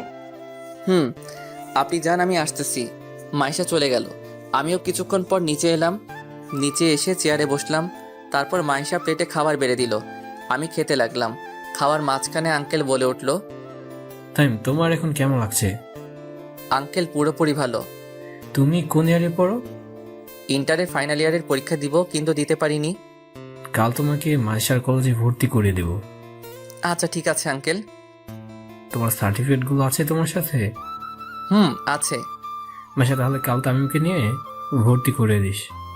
ওকে বাবা। না, তার দরকার হবে না, আমি নিজেই ভর্তি হয়ে নিব। আচ্ছা, তোমার যা ভালো মনে হয়। আচ্ছা, আরেকটা কথা ছিল। কি কথা আঙ্কেল বলেন? এরপর আঙ্কেল যা বললেন তা শুনে তো আমি অবাক। কাল থেকে তুমি ক্লাস করে আমার সাথে অফিস সামলাবে। এটা শোনার পর আমি অবাক হয়ে গেলাম। আঙ্কেল এটা কি বলল? আমাকে চিনে না অথচ আমাকে বিশ্বাস করে তার কোম্পানির দায়িত্ব নিতে বলছেন, কিন্তু আমি তো এই দায়িত্বটা নিতে পারবো না। আঙ্কেল এসব কি বলেন? আমার পক্ষে সম্ভব না আঙ্কেল। কেন সম্ভব না? কারণ আপনার কোম্পানি সামলানোর মতো যোগ্যতা আমার নাই। কাল থেকে তুমি আমার সাথে অফিস সামলাবে। কিন্তু আর বলতে না দিয়ে আঙ্কেল বলল, কোনো কিন্তু না, তুমি অফিস সামলাবে মানে সামলাবে। আমি আর কোনো কিছুই শুনতে চাই না। কিন্তু আঙ্কেল, আপনি আমাকে চিনেন না, জানেন না, অথচ আমাকে আপনার কোম্পানি সামলানোর দায়িত্ব দিচ্ছেন কেন? কারণ আমি জানি তুমি কোনোদিন আমার সাথে বিশ্বাসঘাতকতা করবে না, এটা আমার বিশ্বাস। আপনি আমাকে এতটা বিশ্বাস করেন? আচ্ছা, আমি যদি কোনোদিন আপনার সাথে ভুলে বিশ্বাসঘাতকতা করে ফেলি, আল্লাহ না করুক, তখন কি আমার ক্ষমা হবে? যদি তা ক্ষমার অযোগ্য হয়? চাই তুমি কোনোদিন আমার সাথে বিশ্বাসঘাতকতা করবে না, আর কোনো নিজের ছেলেকে শাস্তি দিব, তারপর আবার আপন করে নেব। আঙ্কেল বলল, আমার নিজের অজান্তে চোখ দিয়ে পানি ঝরতেছে। মাইশা তা খেয়াল করতে পেরে বলল, কি হলো, তুমি কাঁদছো কেন? মা বাবার কথা মনে পড়তেছে তো, তাই হয়তো কান্না পাচ্ছে। আর যদি তারা থাকতো তাহলে কতই না ভালো হতো। তুমি কি আমাকে এখনো আপন ভাবতেই পারোনি? তা না আঙ্কেল, এই বলে খাবার রেখে ছাদে চলে আসলাম। কি হলো, এভাবে চলে গেলে কেন? হয়তো বাবা মার কথা মনে পড়ছে, হয়তো তাই মনে হয় চলে গেছে। হয়তো মন খারাপ হয়েছে, তুই গিয়ে দেখ তো। ওকে বাবা। এই বলে মাইশা খাবার শেষ করে আমার রুমে এসে দেখে আমি নাই। তারপর ছাদে চলে আসে, আর আমি কাঁদতে কাঁদতে বললাম, বাবা তুমি আমাকে ভুল বুঝলে। তোমরা দুনিয়াতে থাকা সত্ত্বেও তোমাদের সাথে কথা বলতে পারছি না তোমাদের সাথে দেখা করতে। কেন বাবা? আমার তো কোনো দোষ ছিল না, তবু কেন বাবা মা তোমরা আমায় ভুল বুঝলে? এইসব ভাবতেছি আর চোখ দিয়ে পানি ঝরতেছে। হঠাৎ কেউ আমার কাঁধে হাত রাখলো। আমি তাড়াতাড়ি চোখের পানি মুছে পিছন ফিরে দেখি মাইশা দাঁড়িয়ে আছে। আমি মাইশাকে দেখে বললাম, ম্যাডাম আপনি এখানে? আসতে হলো, আর আমাকে একদম ম্যাডাম ডাকতে না। আপনারা কোথায় আর আমি কোথায়? আপনাকে ম্যাডাম না ডেকে আর কি ডাকবো? আমাকে তুমি নাম ধরেই ডাকবে। ম্যাডাম কি করছেন? তামিম, একটা কথা বলবো? বলেন, কিন্তু আর একটু দূরে যান। আচ্ছা যাচ্ছি যাচ্ছি। তারপর মাইশা আমার থেকে এক হাত দূরে সরে দাঁড়ালো। এইবার বলেন, কি বলবেন আপনি? তোমার কোনো গার্লফ্রেন্ড আছে? কি যে বলেন, আমার মতো একটা খ্যাত ছেলেকে কি কেউ ভালোবাসতে পারে? এছাড়া আমার আর একটা কথা বাকি আছে, কিন্তু তোমাকে কিভাবে যে বলি, তুমি রাগ করবে না তো? রাগ করার মতো কথা হলে অবশ্যই রাগ করব। I love you Tamim. হসপিটালে তোমাকে প্রথম দেখাতেই ভালো লেগে যায়। এই প্রথম আমি কাউকে আমার ভালোবাসার কথা জানালাম। তুমি কি আমাকে তোমার সব দুঃখ কষ্টের ভাগিদার হতে দেবে? প্লিজ, তুমি আমায় ফিরিয়ে দিও না। এই মেয়ে বলে কি আমিও তোকে পছন্দ করি, কিন্তু আমার পক্ষে যে মাইশাকে ভালোবাসা পসিবল না। আপনার মাথা ঠিক আছে তো ম্যাডাম? কেন কেন আমার মাথা ঠিক থাকবে না কেন? আমার মনে হচ্ছে আপনার মাথা ঠিক নাই। কেন ঠিক নাই? আপনি ঠিক থাকলে আমাকে ভালোবাসার মতো বোকামি করতেন না। কেন, তোমাকে ভালোবাসা কি বোকামি নাকি? তা নয়তো কি? আমি কোথায় আর আপনি কোথায়? আমি একজন সাধারণ ছেলে, আর তার চেয়ে বড় কথা হলো আমি আঙ্কেলের মনে কষ্ট দিতে পারবো না, তাই আমার পক্ষে তোমাকে ভালোবাসা সম্ভব না। আমি এত কিছু শুনতে চাই না। তুমি আমাকে ভালোবাসবে কিনা বলো। তুমি যদি আমাকে আর একবার ভালোবাসার কথা বলো, তাহলে আমি এখান থেকে চলে যেতে বাধ্য হব। আমার কথা শুনে মাইশা ভয় পেয়ে যায়, তাই মাইশা কিছুক্ষণ ভাবার পর বলল, না, তুমি আমাকে না ভালোবাসো, তবু এই বাড়ি থেকে চলে যেও না প্লিজ। ওকে, যাব না। আচ্ছা, তুমি আমাকে না ভালোবাসো, কিন্তু আমরা ফ্রেন্ড তো হতে পারি। ওকে ডান, বাট অনলি ফ্রেন্ড, আর কিছু না, মনে থাকে যেন। ফ্রেন্ড। আমরা যেহেতু ফ্রেন্ড, তাহলে আমরা তুমি করে বলতে পারি তো? ওকে, সমস্যা নাই ম্যাডাম। আবার madam? Sorry Maisha. It's okay. এরপর আর হলে কোনো ক্ষমা নাই। ওকে মহারানী। রাত তো অনেক হলো, চলো এবার গিয়ে ঘুমিয়ে পড়ো। ওকে, তুমিও যাও। এই বলে আমি ছাদ থেকে নেমে আমার রুমে চলে গেলাম, কিন্তু মাইশা ছাদ থেকে নিচে নেমে সোজা তার বাবার রুমে যায়, আর বাবাকে বলল, বাবা, আসবো? আয় মা, কিন্তু তুই কাঁদছিস কেন? আচ্ছা বাবা, আমি যদি তোমার কাছে কিছু চাই, তাহলে আমাকে দিবে তো? অবশ্যই দিব। আমার মেয়ে আমার কাছে কেউ চাইবে আর আমি দিব না, এটা কখনো হয়? কিন্তু বাবা, এটা অন্য সব কিছুর থেকে একদম আলাদা। আমি যদি আমার ভালোবাসার মানুষকে চাই, তাহলে কি তুমি আমাকে দিতে পারবে? অবশ্যই দিব, কিন্তু সেই ছেলেটা কে যাকে তুই আমার কাছে চেয়েছিস? বাবা, তাকে তুমি খুব ভালো করে চিনো। কিন্তু বলবি তো? যে আমার প্রাণ বাঁচিয়েছে, আমি তাকে ভালোবাসি, কিন্তু ও আমাকে ভালোবাসে না। আমার ভালোবাসা গ্রহণ না করে আমাকে ফিরিয়ে দিয়েছে। তামিমের কথা বলছিস? তামিম খুব ভালো ছেলে, তুই কোনো চিন্তা করিস না। এখন বল আমাকে কি করতে হবে? তামিমকে সব সময় আমার পাশে থাকতে বলবে, এতেই হবে। শুধু এতটুকুই? আচ্ছা, আমি বলে দিব। থ্যাংক ইউ আব্বু। এখন অনেক রাত হয়েছে, গিয়ে শুয়ে পড়। ওকে আব্বু। এই বলে মাইশা আঙ্কেলের রুম থেকে সোজা তার রুমে চলে যায় আর তামিমের কথা ভাবতে ভাবতে ঘুমিয়ে পড়ে। আমি রুমে গিয়ে মোবাইলে অ্যালার্ম দিয়ে শুয়ে পড়লাম। কিছুক্ষণের মধ্যেই ঘুমিয়ে গেলাম। সকালবেলা অ্যালার্মের শব্দে ঘুমটা ভেঙে যায়। তারপর ফ্রেশ হয়ে নামাজ পড়ে একটু হাঁটাহাঁটি করে ছাদে চলে গেলাম। ছাদে গিয়ে সকালের সৌন্দর্য উপভোগ করতে লাগলাম। পাখির কিচিরমিচিরের শব্দে যেন মনটা যেন ভালো হয়ে গেল। ছাদে আরও কিছুক্ষণ থেকে নিজের রুমে চলে গেলাম। রুমে গিয়ে শুয়ে গেলাম। হঠাৎ কেউ দরজায় নক করলো। আমি গিয়ে দরজা খুলে দিলাম। দরজা খুলতেই দেখি মাইশা দাঁড়িয়ে আছে। মাইশাকে আমি বললাম, তুমি এইখানে? তুমি উঠছো নাকি দেখতে আসলাম। আমি তো অনেক আগে উঠেছি। ও, তো এতক্ষণ কি করেছো? এই তো শুয়েছিলাম। কেন, কিছু বলবে নাকি? নাস্তা করতে হবে, কলেজে যাবে না? এত তাড়াতাড়ি? কলেজে গিয়ে কি করব? আর আমি তো ভর্তি হইনি। কয়টা বাজে দেখছো? কয়টা বাজে? 9:30 বাজে। এক্ষুনি নাস্তা করে কলেজে যেতে হবে। ওকে, তুমি যাও, আমি আসতেছি। আচ্ছা, তাড়াতাড়ি আসো, আমরা তোমার জন্য অপেক্ষা করতেছি। এই বলে মাইশা চলে গেল। আমিও রেডি হয়ে নিচে নেমে এলাম। তারপর চেয়ারে গিয়ে বসে পড়লাম। নাস্তা করা শেষে আঙ্কেল বলল যে, তাই তোমাকে একটা কথা বলার ছিল। জি আঙ্কেল বলুন, এতে পারমিশন নেওয়ার কি আছে? বুঝলাম তুমি মাইশার সাথে সবসময় থাকতে পারবা। পারবো। আমি তো ওর কলেজে ভর্তি হব। তাহলে এত চিন্তা করতেছেন কেন? আচ্ছা, তুমি গাড়ি চালাতে পারো? পারি আঙ্কেল। তাহলে আর কোনো চিন্তা করতে হবে না। ঠিক বুঝলাম না আঙ্কেল। তো মাইশার সাথে একসাথে কলেজ যাবে, আর কলেজ ছুটি হলে মাইশাকে বাড়িতে ড্রপ করে অফিসে আসতে পারবে। আর এই নাও কার্ড, অফিসে চলে আসো। পারবো আঙ্কেল, আপনি চিন্তা করবেন না। আচ্ছা, তুমি এখন তোমার সকল কাগজপত্র নিয়ে কলেজে গিয়ে ভর্তি হতে যাও, আর আমি প্রিন্সিপাল স্যারকে বলে দিব। Okay uncle. এই বলে রুমে গিয়ে সব কাগজপত্র নিয়ে নিচে চলে এলাম। আর মাইশাকে বললাম, মাইশা চল। দাঁড়াও, আমি এক্ষুনি আসতেছি। আচ্ছা যাও, আমি গাড়িতে অপেক্ষা করতেছি। এই বলে আমি গাড়ি বাহির করতে গেলাম। গাড়ি বাহির করে গাড়িতে বসে মাইশার জন্য অপেক্ষা করতেছি, কিন্তু ওনার আসার কোনো খবর নাই। কিছুক্ষণ অপেক্ষা করার পর দেখি মাইশা একটা নীল শাড়ি পরছে, সাথে ম্যাচিং করে নীল চুড়ি আর ঠোঁটে হালকা গোলাপি রঙের লিপস্টিক। সব মিলিয়ে মাইশাকে একদম নীল পরীর মতো লাগতেছে। আমি তো দ্বিতীয়বারের মতো ক্রাশ খেলাম। ওর থেকে চোখই ফেরাতে পারছি না, কিন্তু আমি ওর প্রতি দুর্বল হলে চলবে না, এইসব ভাবতেছি আর মাইশার দিকে তাকিয়ে আছি। এই যে কি দেখছো এইভাবে? এই কি হলো, কথা বলতেছো না কেন? কি কি কি? এইভাবে কি দেখতেছো?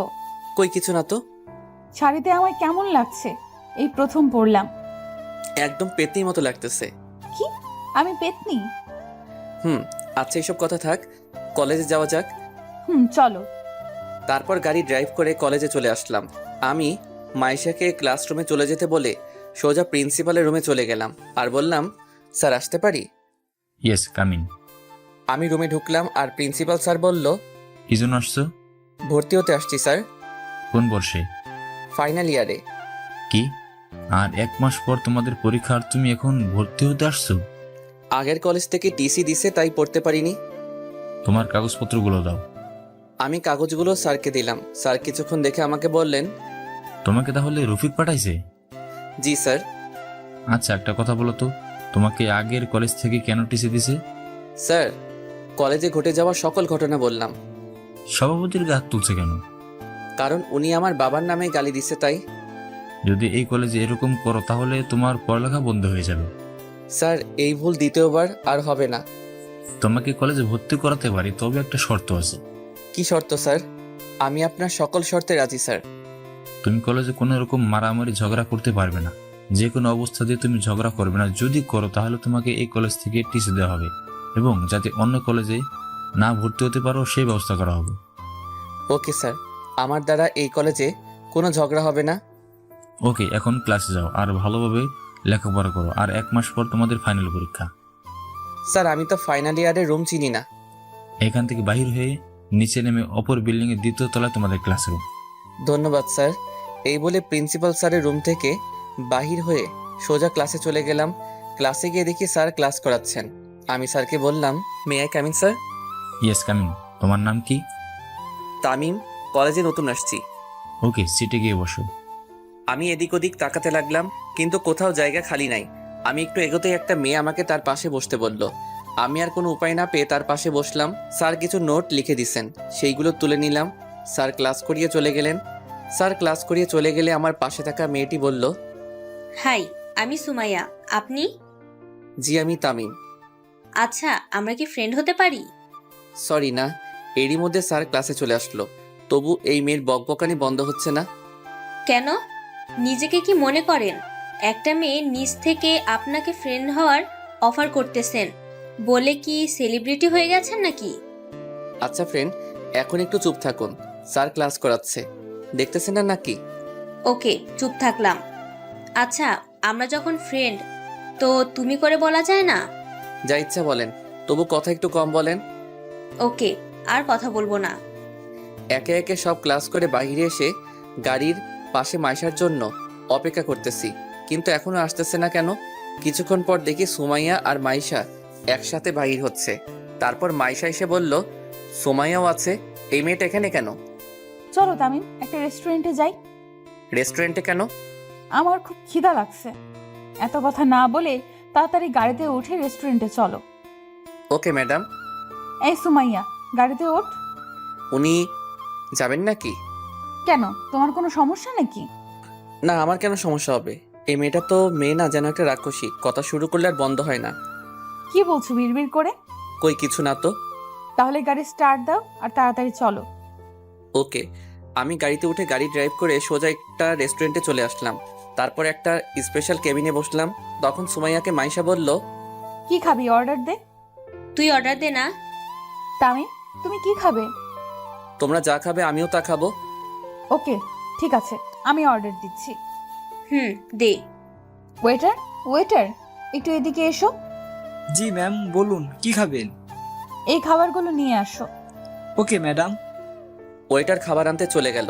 মাইশা খাবার আনতে আনতে আমি একটু মুখটা ধুয়ে আসি। ওকে, যাও। আমি মুখ ধুতে চলে আসলাম। আমি চলে যাওয়ার পর সুমাইয়া মাইশাকে বলল, মাইশা, ছেলেটা কে রে? দেখতে খুব হ্যান্ডসাম। আমার তো প্রেম করতে ইচ্ছে করতেছে রে। আমার সেটিং করিয়ে দে না। খবরদার ওর দিকে চোখ দিলে তোর খবর আছে। ও তোর হবু দুলাভাই লাগে। কি? তুই তাহলে ওকে ভালোবাসিস?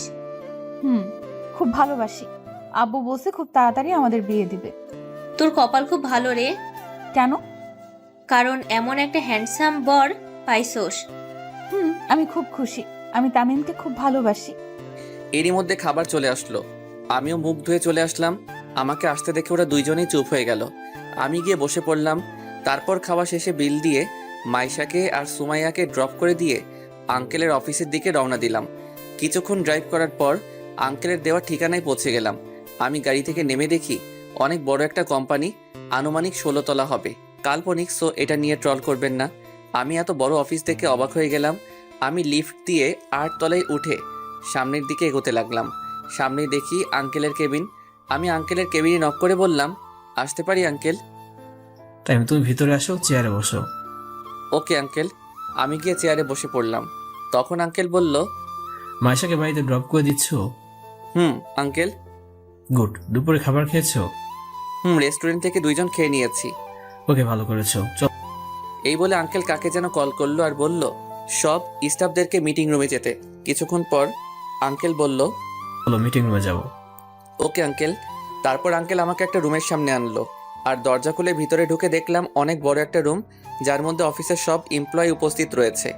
এমপ্লয়ি প্রায় 750 জন হবে। আঙ্কেল আমাকে নিয়ে গিয়ে আঙ্কেলের পাশে একটা চেয়ারে নিয়ে গিয়ে বসালো। আঙ্কেল বলল, এমপ্লয়ীদের উদ্দেশ্যে বলল, আজ আপনাদেরকে একটা বিশেষ কথা বলার জন্য এই মিটিং এর আয়োজন করা হয়েছে। কি স্যার? আমার তো অনেক বয়স হয়েছে, তাই আমি আমার এই কোম্পানির দায়িত্ব অন্য কারোর উপর দিব, আর যাকে দেব সে হচ্ছে। আঙ্কেলের কথা শুনে তো আমি অবাক। আঙ্কেল, এটা কি বললেন? আজ থেকে এই কোম্পানির নতুন সিইও হবে তামিম। আমি শুনে তো অবাক। আঙ্কেল, এটা কি বললেন? এই ছেলেটা আমার মেয়ের হবু বর। আঙ্কেল, আপনি ভেবে বলছেন তো? আর আমি এই কোম্পানির দায়িত্ব নিতে পারবো না। আমি ভেবে বলেছি আজ থেকে এই কোম্পানি তোমার। আঙ্কেল, একটু বাইরে আসবেন? কিছু কথা আছে। এখানে বলতেছি না কারণ এখানে কোম্পানির সব স্টাফরা আছে। চলো, এক্সকিউজ মি, আমি একটু পর আসছি। আঙ্কেল আর আমি বাইরে চলে এলাম। আঙ্কেল বললেন, এইবার বল কি কথা। আঙ্কেল আপনি এইসব কি বলতেছেন? কনফারেন্স রুমে আপনার মাথা কি ঠিক আছে? আমার মাথা একদম ঠিক আছে। তাহলে এইসব কি? এই কোম্পানির দায়িত্ব আমি কিভাবে নিব? আমি তো একটা সাধারণ পরিবারের ছেলে। আর সবচেয়ে বড় কথা হলো আমাকে আপনি ভালো করে চিনেনই না, তারপরও আমাকে আপনার কোম্পানির দায়িত্ব দিয়ে দিচ্ছেন। আমি কোনো কথা শুনতে চাই না। তুমি আজ থেকে কোম্পানি নিবে মানে নিবে। সরি আঙ্কেল, আমি আপনার কথা রাখতে পারলাম না। আর যদি তোমার বাবা হতাম তাহলে কি আমাকে এভাবে ফিরে দিতে? ফিরিয়ে দিতাম। কিন্তু কেন? কারণ আমার এখনো পড়ালেখা কমপ্লিট হয়নি, আর আমি আমার নিজের পায়ে দাঁড়াতে চাই। আচ্ছা, লেখাপড়া শেষ হলে তাহলে তোমাকে কোম্পানির দায়িত্ব অবশ্যই নিতে হবে। এখন আপাতত ওদের সামনে বললো না কোম্পানির দায়িত্ব নিচ্ছ না। Okay uncle. আরেকটা কথা আঙ্কেল। আবার কি কথা? তাড়াতাড়ি বলো। মাইশার সাথে আমার বিয়ে মানে বুঝলাম না। মাসা তোমাকে খুব পছন্দ করে, তাই আমি ওকে কথা দিয়েছি মাসের সাথে তোমার বিয়ে দিব। আচ্ছা, আপনার যা ভালো মনে করেন তাই করেন। চলেন, ওনারা আমাদের জন্য অপেক্ষা করতেছে। চলো। দুইজনে আবার কনফারেন্স রুমে চলে আসলাম। আঙ্কেল আবার বললেন, আচ্ছা, আজ থেকে তামিম এই কোম্পানির দায়িত্ব নেবে, আর যতজন পড়াশোনা শেষ হবে না ততদিন পর্যন্ত আমিই থাকবো। আর আপনাদের একটা সুখবর দেওয়া আছে, আগামী মাসের 26 তারিখে তামিম আর মাইশার এঙ্গেজমেন্ট। সো সবাইকে অগ্রিম দাওয়াত দিলাম। পার্থ, তুমি তামিমকে অফিসে সবকিছু বুঝিয়ে দাও, বাকিরা সবাই নিজ নিজ কাজ করেন। তারপর পার্থ সাহেব একে একে সব আমাকে বুঝিয়ে দিলেন, কিন্তু আমি একটু কম এডুকেটেড হওয়ায় সবকিছু বুঝতে পারিনি, তবে কিছু কিছু বুঝতে পারছি। এরপর আমি সবকিছু বুঝে নিয়ে আঙ্কেলের কেবিনে গিয়ে আঙ্কেলকে বললাম, আঙ্কেল আমার কি আর কোনো কাজ আছে? নাই, কেন? তোমার কি কোনো কাজ আছে? আসলে আঙ্কেল কয়েকদিন পরে আমাদের পরীক্ষা, তাই আমার প্রস্তুতি নেওয়া দরকার। যাওয়ার ভালোভাবে পড়েও। Okay uncle. এই বলে আমি অফিস থেকে বাহির হয়ে সোজা গাড়ি নিয়ে বাড়িতে চলে আসলাম। বাড়িতে এসে গাড়ি পার্ক করে সোজা রুমে চলে গেলাম। আর রুমে গিয়ে দেখি মাইশা আমার খাটে ঘুমিয়ে আছে। ঘুমন্ত অবস্থায় ওকে একদম পরীর মতো লাগতেছে। মন চাচ্ছে গিয়ে একটা কিস দিয়ে আসি, কিন্তু মনকে সান্ত্বনা দেওয়ার জন্য বলতেছি, না তামিম, তোর জন্য এত শান্তি নাই রে, তাই তুই মাইশা থেকে দূরে থাক, এতেই তোর ভালো হবে। আমি আর কিছু না ভেবেই সোজা ফ্রেশ হতে গেলাম। ফ্রেশ হয়ে বাহির হয়ে দেখি মাইশা বসে আছে। আমাকে ওয়াশরুম থেকে বাহির হতে দেখে মাইশা বলল, তুমি কখন আসছো? এইমাত্র আসলাম। কিন্তু তুমি আমার রুমে কি করছো? রুম গোছানোর জন্য আসছিলাম, কিন্তু হঠাৎ করেই ঘুম চলে আসে, তাই ঘুমিয়ে পড়ি। I'm sorry Tamim. It's okay. আর যেন আমার রুমে ঘুমিয়ে যেতে না দেখি। আমার বাড়িতে থাকো আর আমাকে তোমার রুমে ঘুমাইতে না বলছো? কি হাস্যকর, তাই না? ওকে, তুমি যখন বলছো তাহলে আর ঘুমাবো না। তাই তো আমি তার বাড়িতে থাকি, অথচ আমি তাকেই বলছি আমার রুমে না আসতে। সত্যি হাস্যকর ব্যাপার। না আসতে পারবে, কোনো সমস্যা নাই, কারণ এটা তো তোমার বাড়ি। আচ্ছা, তুমি অফিস থেকে চলে আসছো কেন? সামনে তো আমাদের পরীক্ষা, প্রস্তুতি নিতে হবে, তো তাই চলে আসলাম। ও ভালো, আমারও অনেক অধ্যায় বাকি রয়ে গেছে। চলো দুজনে একসাথে শেয়ার করে পড়ি। ওকে। কি করব? আমারও যে অনেক পড়া বাকি, তাই না করলাম না। ওকে, কি খাবে? কফি নাকি চা? তুমি বানাবে নাকি? আমি বানাবো। তাহলে তো কফি খেতে হয়। ওকে, তুমি বসো, আমি কফি বানিয়ে আনছি। ওকে। মাইশা রান্নাঘরে চলে গেল, আর আমি বই নিয়ে খাটের উপরে বসে পড়লাম। কিছুক্ষণ পর মাইশা কফি নিয়ে আসলো। দুইজনে কফি খেতে আড্ডা দিলাম। কফি খাওয়া শেষ হলে দুইজনে বই নিয়ে পড়তে বসি। কিছুক্ষণ পরে মোবাইলটা নিয়ে ছাদে চলে আসলাম। তারপর পুরনো সিমটা অ্যাক্টিভেট করে রাফিকে কল দেই। কয়েকবার রিং হওয়ার পর কলটা রিসিভ হলো। হ্যালো রাফি। কে ভাই আপনি? তোর বাপ বলতেছি। ধুর, আমার বাপ এখন আমার সামনে বসে আছে, তাহলে তুই আবার আমার কোন মায়ের জামাই রে? রাফি ফাইজলামও বাদ দে, বল তোরা কেমন আছিস রে? আমরা ভালো আছি না খারাপ আছি, তার তোর খবর নেওয়ার কি দরকার? 2 মাস হয়ে গেল আমাদের কোনো খবর নিসনি। আসলে সরি ভাই, আমি খুব কষ্টে ছিলাম, তাই তোদের সাথে কথা বলতে পারিনি। কি কষ্ট রে ভাই, আর তুই এখন কোথায় আছিস? আমি এখন ঢাকায় আছি। আচ্ছা আব্বু আম্মু কেমন আছে রে? ওদের জন্য খুব মন খারাপ করছে। আঙ্কেল আন্টি একদম ভালো নেই। তুই যাওয়ার পর এমন একটা দিন নাই যে আঙ্কেল আন্টি তোর কথা জিজ্ঞাসা করেনি। কি কি জিজ্ঞেস করছিল রে, বল না। তুই কোথায় যাচ্ছিস, তুই কোথায় আছিস, আমাদের সাথে তোর কথা হয় কিনা। আন্টি বলেছে তোকে নাকি ভুল বুঝে বাড়ি থেকে বাইরে করে দিছে, কিন্তু কেন? আচ্ছা রাফি, আম্মুকে আমাকে ক্ষমা করছে? আন্টি তো আমাদের সাথে কথা হলেই বলে রাফি তোমরা আমার ছেলের সাথে কথা হলে বলবা বাড়ি ফিরে আসতে। আমরা তাকে ক্ষমা করে দিছি, সত্যি? কিন্তু কিসের জন্য এই ক্ষমা আমি তো কিছু বুঝি নাই, আমাকে একটু বলবি? পরে বলবো। আর আমি কালই চট্টগ্রাম চলে আসবো, কারণ আমার আম্মু আব্বু যখন ক্ষমা করে দিছে তাহলে আমি চলে আসবো বাড়িতে। কিন্তু কিসের জন্য ক্ষমা আমাকে একটু বল। আগে আমি আসি, তারপর বলবো নি। আমি তো কালকে চট্টগ্রাম ফিরে আসতেছি, তখন না হয় জানতে পারবি। ওকে, কাল কয়টায় আসবি? সকালের বাসে চলে আসবো। আচ্ছা, পরে কথা হবে রে। ওকে দোস্ত, ভালো থাকিস। রাফির সাথে কথা বলে কলটা কেটে দিয়ে পিছনে ফিরে তাকিয়ে দেখি তো আমি অবাক, ও এখানে কখন আসলো? তামিম, তুমি এতক্ষণ কার সাথে কথা বলছিলে? আমার বন্ধুর সাথে। কিন্তু তুমি তো বলেছিলে তোমার বাবা মা নেই। তাহলে আব্বু আম্মু ক্ষমা এইসব কি? কিছুই বুঝতেছি না। আর তুমি কাল কোথায় যেন যাবে বলেছিলে? সবকিছু যখন জেনেই গেছেন তাহলে সত্যিটা বলেই ফেলি। কি সত্যি বলো? তারপর কলেজে ঘটে যাওয়া সকল ঘটনা মাইশাকে বললাম। আর কাল সকালে নাস্তা করে আমি আবার গ্রামের বাড়ি ফিরে যাব।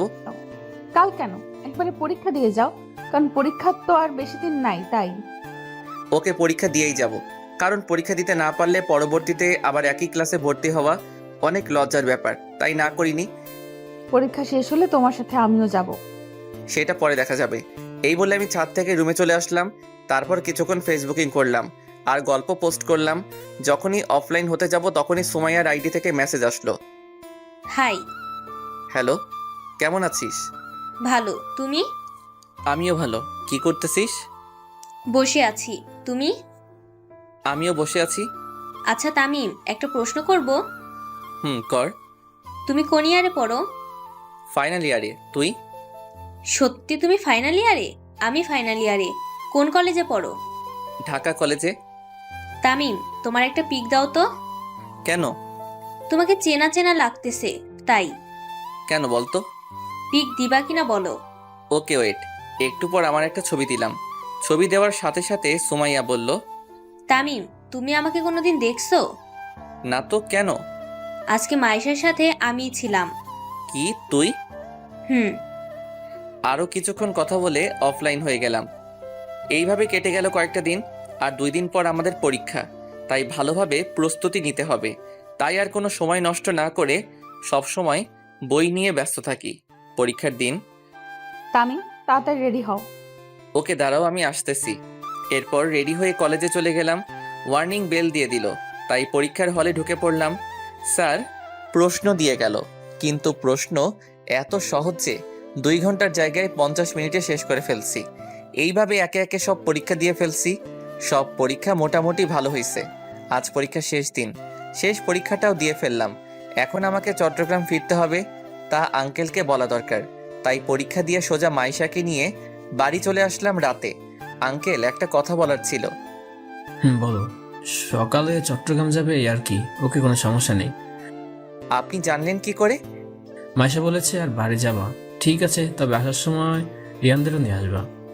এখনো বিয়ে হয়নি, তার মধ্যে আমার আব্বু আম্মুকে বিয়ান বানিয়ে ফেলছে। ওনারা কি আসবে? কেন আসবে না? দরকার হলে আমি কল করে বলবো। Okay uncle. এই বলে ডিনার করে রুমে চলে গেলাম আর মা বাবার সাথে কথা ভাবতে লাগলাম। বাবা মা, আবার তোমাদেরকে দেখতে পাবো। তোমরা কেমন আছো? তোমাদেরকে দেখতে আমার খুব ইচ্ছে করছে। এই সব ভাবতে ভাবতে কখন যে ঘুমিয়ে গেলাম নিজেও জানি না। সকালবেলা দরজায় নাড়ার আওয়াজে ঘুমটার 12টা বেজে গেল। আমি উঠে দরজা খুলতেই দেখি মাইশা কফি নিয়ে দাঁড়িয়ে আছে। দরজা খুললেই কফিটা রেখে চলে যায়। আমি সোজা ওয়াশরুমে গিয়ে ফ্রেশ হয়ে এসে নিচে চলে এলাম। তারপর নাস্তা করে রুমে চলে আসলাম। ব্যাগ গুছিয়ে আবার নিচে নেমে এলাম আর আঙ্কেলকে বললাম, আঙ্কেল, যদি কোনো দোষ করে থাকি তো ক্ষমা করবেন। কি যে বলো না তুমি। এ নাও। এইটা কিসের চাবি? তোমার নতুন গাড়ি। এইসবের কি দরকার ছিল আঙ্কেল? আচ্ছা, এসব কথা এখন থাক, তোমার দেরি হয়ে যাচ্ছে। আঙ্কেল আসি। মাইশা আসি। যদি বেঁচে থাকি তো তাহলে আবার আসবো আঙ্কেল।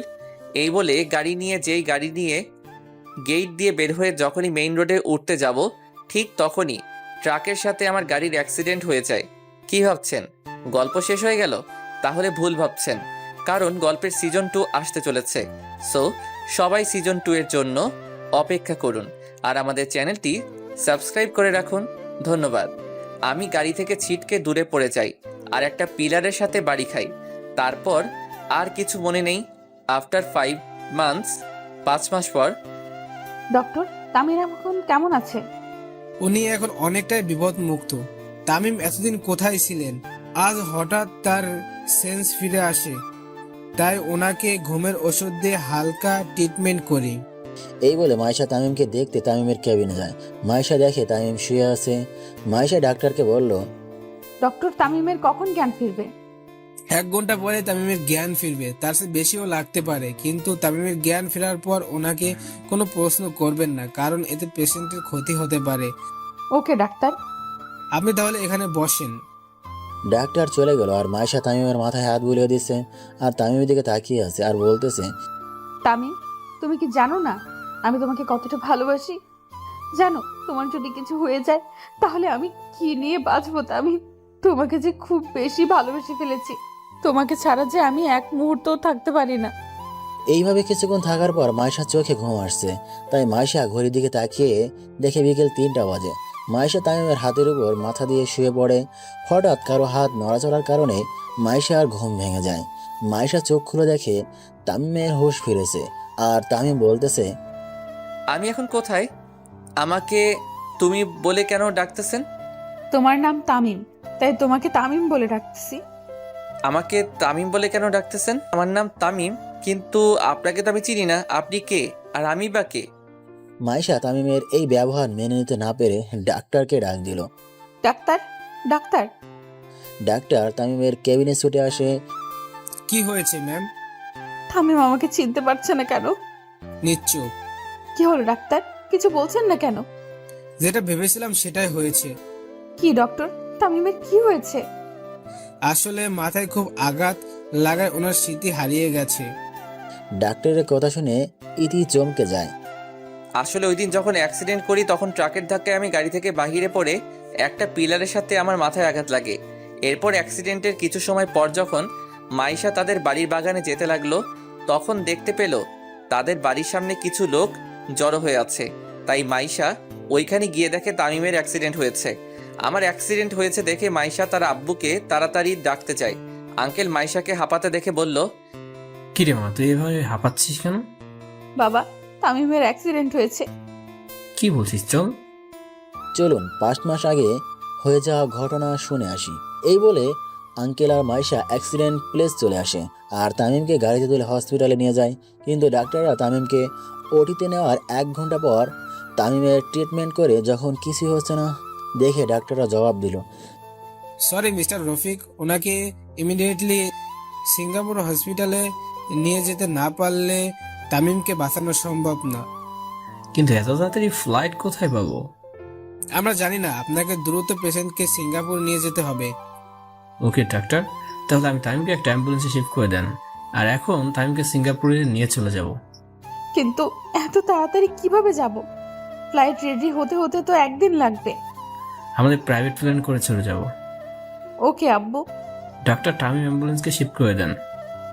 ওকে। কিছুক্ষণ পর তামিমকে অ্যাম্বুলেন্সে শিফট করা হলো। তারপর অ্যাম্বুলেন্স নিয়ে এয়ারপোর্টের দিকে রওনা দিল আর মাইশা তামিমের হাত ধরে কাঁদতে কাঁদতে বলল, তামিম, তুমি এইভাবে আমার সাথে কথা না বলে থাকতে পারবে না। তামিম, কথা বলো প্লিজ। তামিম, কথা বলো। তামিম, তোমার এই অবহেলা যে আমি সহ্য করতে পারি না। মাইশার এই অবস্থা দেখে আঙ্কেল বলল, কাঁদিস না মা, দেখ সব ঠিক হয়ে যাবে। নিজের মেয়ের অবস্থা দেখে বাবার সান্ত্বনা দেওয়া ছাড়া আর কি করার আছে, তাই সান্ত্বনা দিচ্ছেন। আর কি বা করবেন। দেখতে দেখতে অ্যাম্বুলেন্স এয়ারপোর্টে পৌঁছে গেল। এরপর তামিমকে অ্যাম্বুলেন্স থেকে প্লেনে শিফট করা হলো। প্লেন স্টার্ট করলো। রাত 9টার দিকে প্লেনটি সিঙ্গাপুরের এয়ারপোর্টে ল্যান্ড করলো। এরপর তামিমকে নিয়ে হাসপাতালে ভর্তি করায়। তামিমকে ওটিতে নেওয়া হয়। কিছুক্ষণ পর ডাক্তার বেরিয়ে আসলো। ডাক্তারকে বেরিয়ে আসতে দেখে আঙ্কেল আর মাইশা ডাক্তারের কাছে গিয়ে ডাক্তারকে বলে, ডক্টর, তামিমের কি অবস্থা? ডাক্তার নিশ্চুপ। কি হলো, চুপ কেন ডাক্তার? আমরা অপারেশন সাকসেসফুল করেছি, কিন্তু কিন্তু কি ডাক্তার? আপনাদের পেশেন্টের কোমায় চলে গেছে। তামিমের কি জ্ঞান ফিরবে না কখনো? ফিরবে, কিন্তু কবে ফিরবে তামিমের জ্ঞান? আমরা ঠিক বলতে পারবো না। তবে হয়তো 1 দিন ফিরতেও পারে, আবার 1 মাসও ফিরতে পারে। আবার তার থেকে বেশিও লাগতে পারে। কি আমরা কি তামিমকে দেখতে পারবো না? এখন তো দেখা যাবে না। মাইশা ডাক্তারের কথা না শুনে তামিমকে দেখতে ওটির দিকে যায় আর দরজার ওপাশ থেকে দেখে আর কান্না করতে থাকে। এইবার বাস্তবে ফিরে আসি। আমরা কি তামিমকে দেখতে পারবো না? এখন তো দেখা যাবে না। মাইশা ডাক্তারের কথা না শুনে তামিমকে দেখতে ওটির দিকে যায় আর দরজার ওপাশ থেকে দেখে আর কান্না করতে থাকে। এইবার বাস্তবে ফিরে আসি। ডাক্তার, তামিমের কি কখনো স্মৃতি ফিরে আসবে না? ফিরে আসবে, কিন্তু সময় লাগবে। কয়দিন লাগবে ডক্টর? হয়তো 1 মাস বা তার চেয়ে বেশি সময় লাগতে পারে। আমরা কি তামিমকে বাড়িতে নিয়ে যেতে পারি? না, কারণ উনি এখনো পুরোপুরি সুস্থ না। ওকে, কিন্তু কবে বাড়িতে নিয়ে যেতে পারবো? 2-1 দিন পর নিয়ে যেতে পারবেন, যদি সর্বোচ্চ নিরাপত্তা দিতে পারেন। ওকে ডক্টর। এতক্ষণ পর্যন্ত আমি ডাক্তার আর এই মেয়ের কথা শুনতেছি, কিন্তু আমি কে, কি বা আমার পরিচয়? এই মেয়েটা আমার নাম তামিম কেন বলতেছে? তাহলে কি আমার নাম তামিম? কিন্তু এই মেয়েটি বা কে? না, আমি আর এসব ভাবতে পারছি না। মাথাটা কেমন জানি ব্যথা করতেছে। আস্তে আস্তে আমার চোখ বন্ধ হয়ে আছে, তারপর আবার ঘুমিয়ে পড়লাম। ডাক্তারের সাথে কথা বলে আঙ্কেলকে কল দেই, কিন্তু প্রথমবারে কল ধরেনি, দ্বিতীয়বারে কল ধরলো। তখন মাইশা বলল, আব্বু, তুমি কোথায়? তোর জন্য খাবার আনতে হোটেলে আসছি। ওকে, আসতেছি। এই বলে আঙ্কেল কিছু খাবার নিয়ে হাসপাতালে চলে আসে আর মাইশার কাছে গিয়ে বলে, কি হয়েছে? মাইশার বাবা বলে কান্না করে দিল। কি হলো, কাঁদছিস কেন? তামিমের কেবিনে চলো। চল আগে খাবারগুলো খেয়ে নে। খাবো না আমি। এরকম করে না, দেখ তুই কিছু না খাস তাহলে তুই তো রোগা হয়ে যাবি, তখন তামিমকে কে দেখবে? এরপর মাইশা নাস্তাগুলো খেয়ে নেয়। নাস্তা খেয়ে আঙ্কেল আর মাইশা আমার কেবিনে আসে। কেবিনের দরজা বন্ধ হওয়ার শব্দে ঘুমটা ভেঙে যায়। আমি চোখ খুলে দেখি একটা মেয়ে আর একটা লোক, মাইশা আর আঙ্কেল। যেহেতু আমার স্মৃতি হারিয়ে গেছে, তাই আমি মাইশা আর আঙ্কেলের ক্যারেক্টারটা লোকটি আর মেয়েটি করলাম। আমার কেবিনে আসছে, আমি ওনাদেরকে দেখে বললাম, আপনারা কারা? আমার কথা শুনে আঙ্কেল চমকে যায় আর মেয়েটিকে ইশারায় বলে, আমি কি বলছে এগুলো? তারপর মেয়েটি মানে মাইশা যা বলল তা শুনে আঙ্কেল চমকে যায়। আমার কথা শুনে আঙ্কেল চমকে যায় আর মাইশাকে ইশারায় বলে, আমি কি বলছি এগুলো? তারপর মাইশা যা বলল তা শুনে আমি আর আঙ্কেল চমকে যাই, কারণ মাইশা বলল যে, বাবা, তামিম স্মৃতি হারিয়ে ফেলেছে। কি বলছিস এসব? বাবা, তামিমের স্মৃতি হারিয়ে ফেলেছে। আচ্ছা, আপনারা কি আমাকে চিনেন? হ্যাঁ, চিনি তো। আমি কে? আমার নাম কি বলুন না প্লিজ। তুমি আমার তামিম, আর আমি তোমার হবু বউ মাইশা, আর ইনি হলেন আমার বাবা রফিক চৌধুরী। আমার না খুব মাথায় খুব ব্যথা করছে।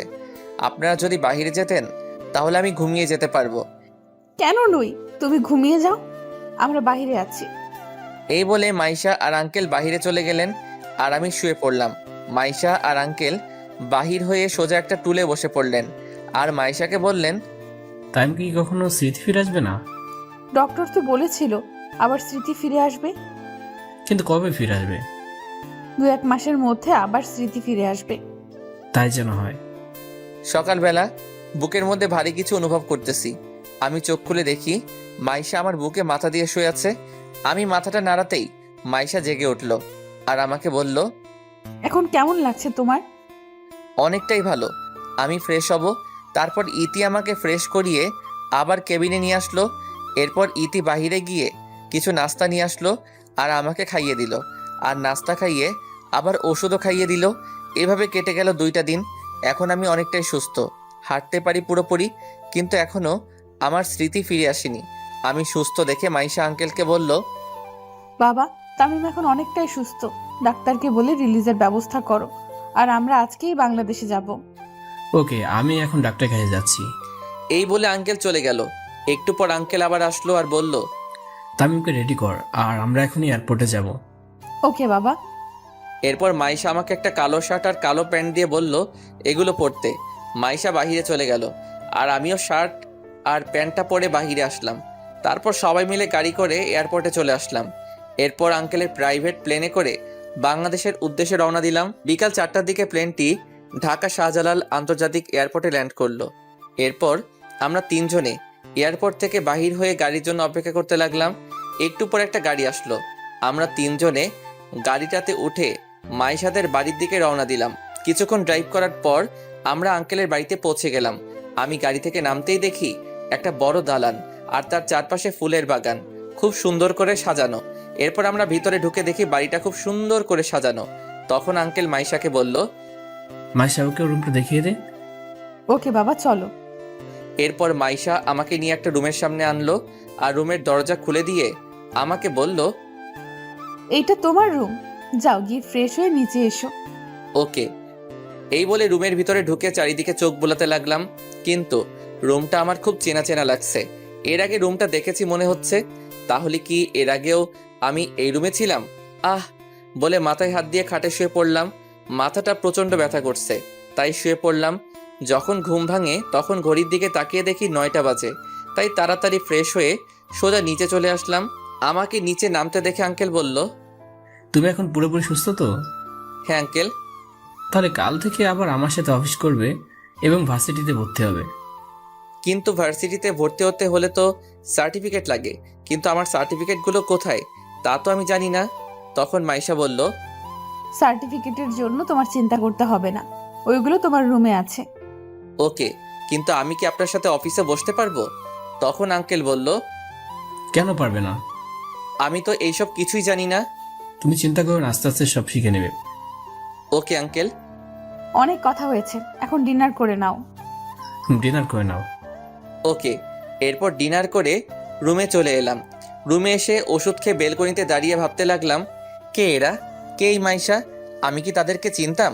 কিন্তু মাইশা তো বলল আমি তাকে ভালোবাসি। এটা কি সত্যি নাকি মিথ্যা? আমার বাবা মা কারা? কোথায় থাকে ওনারা? কি আমার পরিচয়? আমার নাম তামিম, এই ছাড়া কি আরো পরিচয় আছে আমার? আবার মাথা ব্যথা শুরু হয়ে গেল, তাই শুয়ে পড়লাম। কিন্তু এই আমি কাকে দেখতে পাচ্ছি?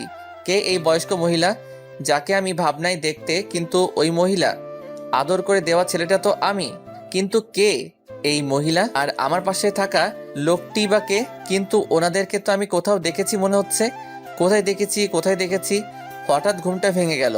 তাহলে কি আমি এতক্ষণ স্বপ্ন দেখছিলাম? কিন্তু এই মহিলা আর লোকটি বা কে? আমি কি ওনাদেরকে চিনি? আমার মনে হচ্ছে ওনারা আমার খুব কাছের কেউ, কিন্তু কে হতে পারে? দূর, বাদ দে এসব, এখন ঘুমিয়ে যাই। সকালে 8টার দিকে ঘুমটা ভেঙে গেল। ঘুম থেকে উঠে ফ্রেশ হয়ে সোজা নিচে চলে এলাম। এরপর আঙ্কেল বললেন, তাই এখন কেমন লাগছে তোমার? অনেকটাই ভালো। চেয়ারে বসে আর নাস্তা করে নাও। Okay uncle. চেয়ারে বসে নাস্তা করতে লাগলাম। এমন সময় মাইশা বলল, তামিম, তোমার সার্টিফিকেট পাইছো? পাইছি, কিন্তু আঙ্কেল আপনাকে একটা কথা বলার ছিল। বলো কি কথা? আমার আম্মু আব্বু কোথায়? ওনারা কি নেই? আমি তো জানি না। কেন? কারণ তুমি আমাদেরকে বলোনি তাই। আমি বলিনি মানে বুঝি নাই আঙ্কেল। আঙ্কেল ওই দিন রাতের ঘটনা বলে।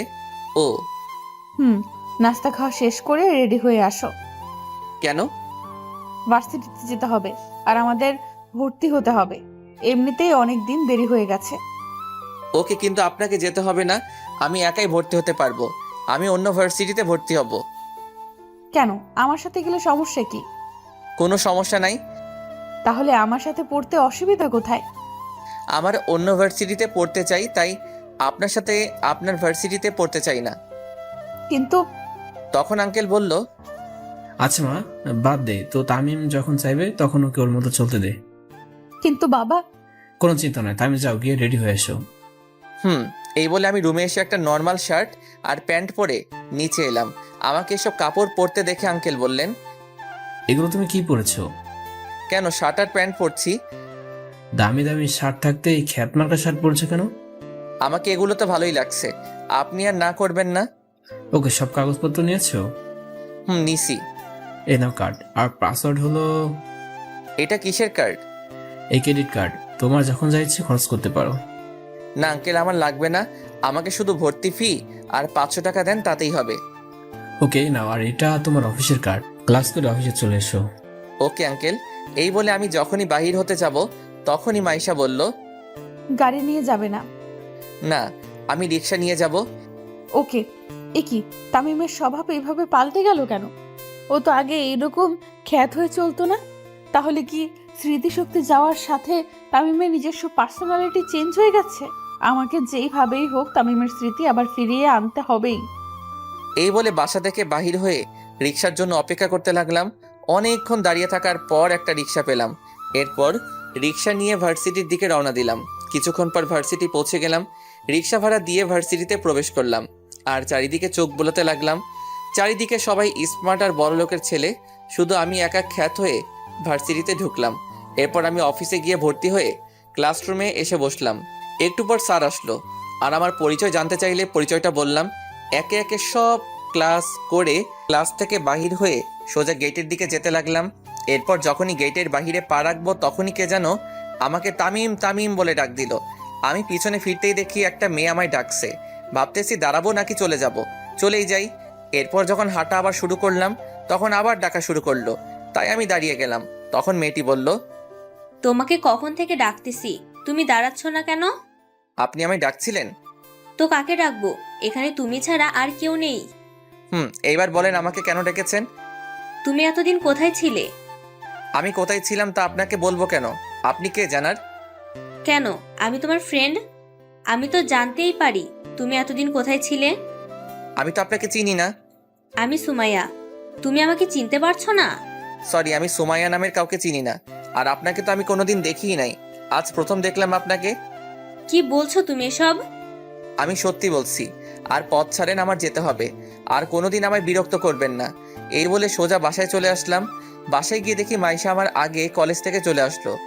আমাকে আসতে দেখে মাইশা বলল, আজ কলেজ কেমন কাটলো? ভালো, আমি ফ্রেশ হয়ে আসি। এই বলে সোজা রুমে চলে আসলাম। দেখতে দেখতে 2টা মাস চলে গেল। এখন আমার সব স্মৃতি মনে পড়ে গেছে। কলেজেও অনেক ফ্রেন্ড হয়ে গেছে। আঙ্কেলের কোম্পানিতেও কাজ করি। বাবা মায়ের কথা খুব মনে পড়তেছে। বাবা মাকে খুব মিস করতেছি। ভাবতেছি বাড়ি ফিরে যাব, কিন্তু এর আগে আমাকে প্রতিষ্ঠিত হতে হবে, তারপর বাড়ি ফিরে যাব। আজ 19শে জানুয়ারি 2022 সাল। 19শে জানুয়ারি মাইশার জন্মদিন, মানে আর একদিন পরই ইতির বার্থডে। তাই আঙ্কেল আমাকে বলল, তামিম, কাল ইতির বার্থডে, তাই আমি চাই বার্থডে সব দায়িত্ব তোমাকেই নিতে হবে। ওকে আঙ্কেল, আপনি কোনো চিন্তা করবেন না, আমি সব সামলে নিব। ওকে, তুমি এখন যাও, আমি একটু পরে আসবো। না আঙ্কেল, এখন অনেক রাত হয়ে গেছে, সো আপনি চলে যান। আমি না হয় ফাইলগুলো দেখে আসতেছি। ওকে, তাহলে আমি যাই। এই বলে আঙ্কেল গাড়ি নিয়ে বাসায় চলে গেলেন। আর আমি ফাইলগুলো রেখে কিছুক্ষণ পর বাসায় চলে আসলাম।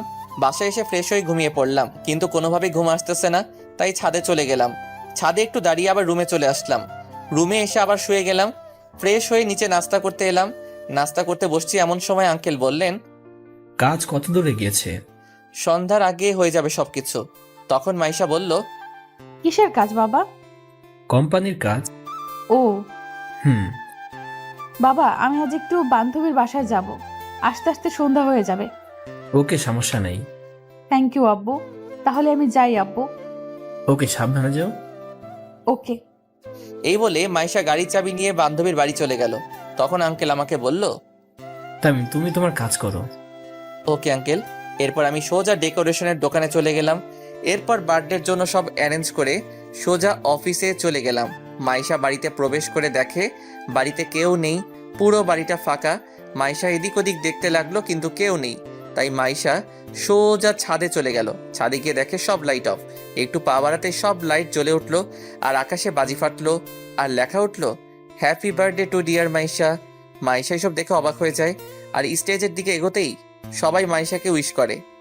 এরপর মাইশা কেকটা কাটলো। কেকটা কেটে আঙ্কেলকে খাইয়ে দিল আর আঙ্কেলও মাইশাকে খাইয়ে দিল।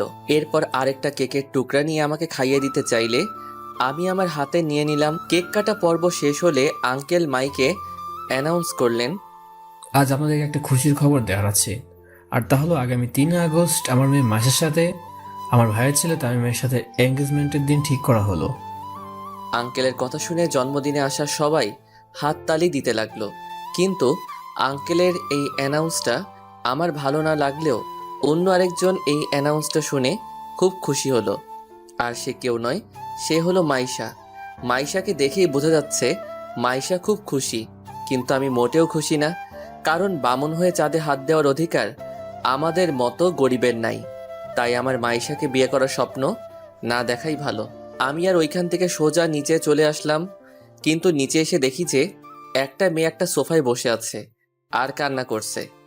আমি কাছে গিয়ে দেখি এ আর কেউ নয়, এই সেই মেয়ে যার জন্য আমার বাড়ি ছাড়া হতে হয়েছিল, কলেজ ছাড়া হতে হলো। আর সে হলো অবনী।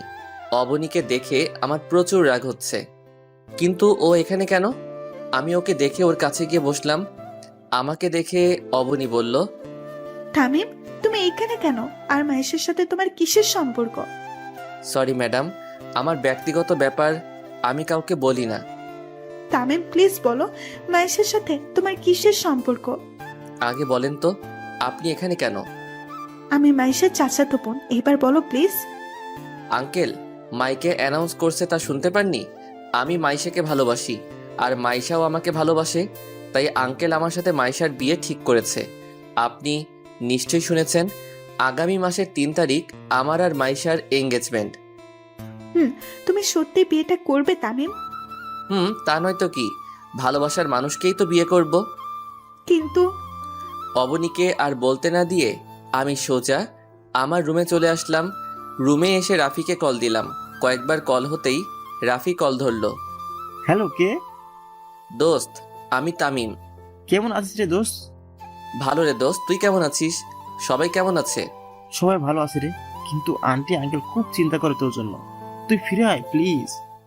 সরি রাফি, এটা আর সম্ভব না। কেন সম্ভব না? তুই কি আর ওইখানে আসবি না? আসবো, তবে আগে আমি আমার পড়াশোনা শেষ করব, নিজে প্রতিষ্ঠিত হব, তারপর গ্রামে ফিরে আসব। কিন্তু আন্টি আঙ্কেলের অবস্থা খুব খারাপ।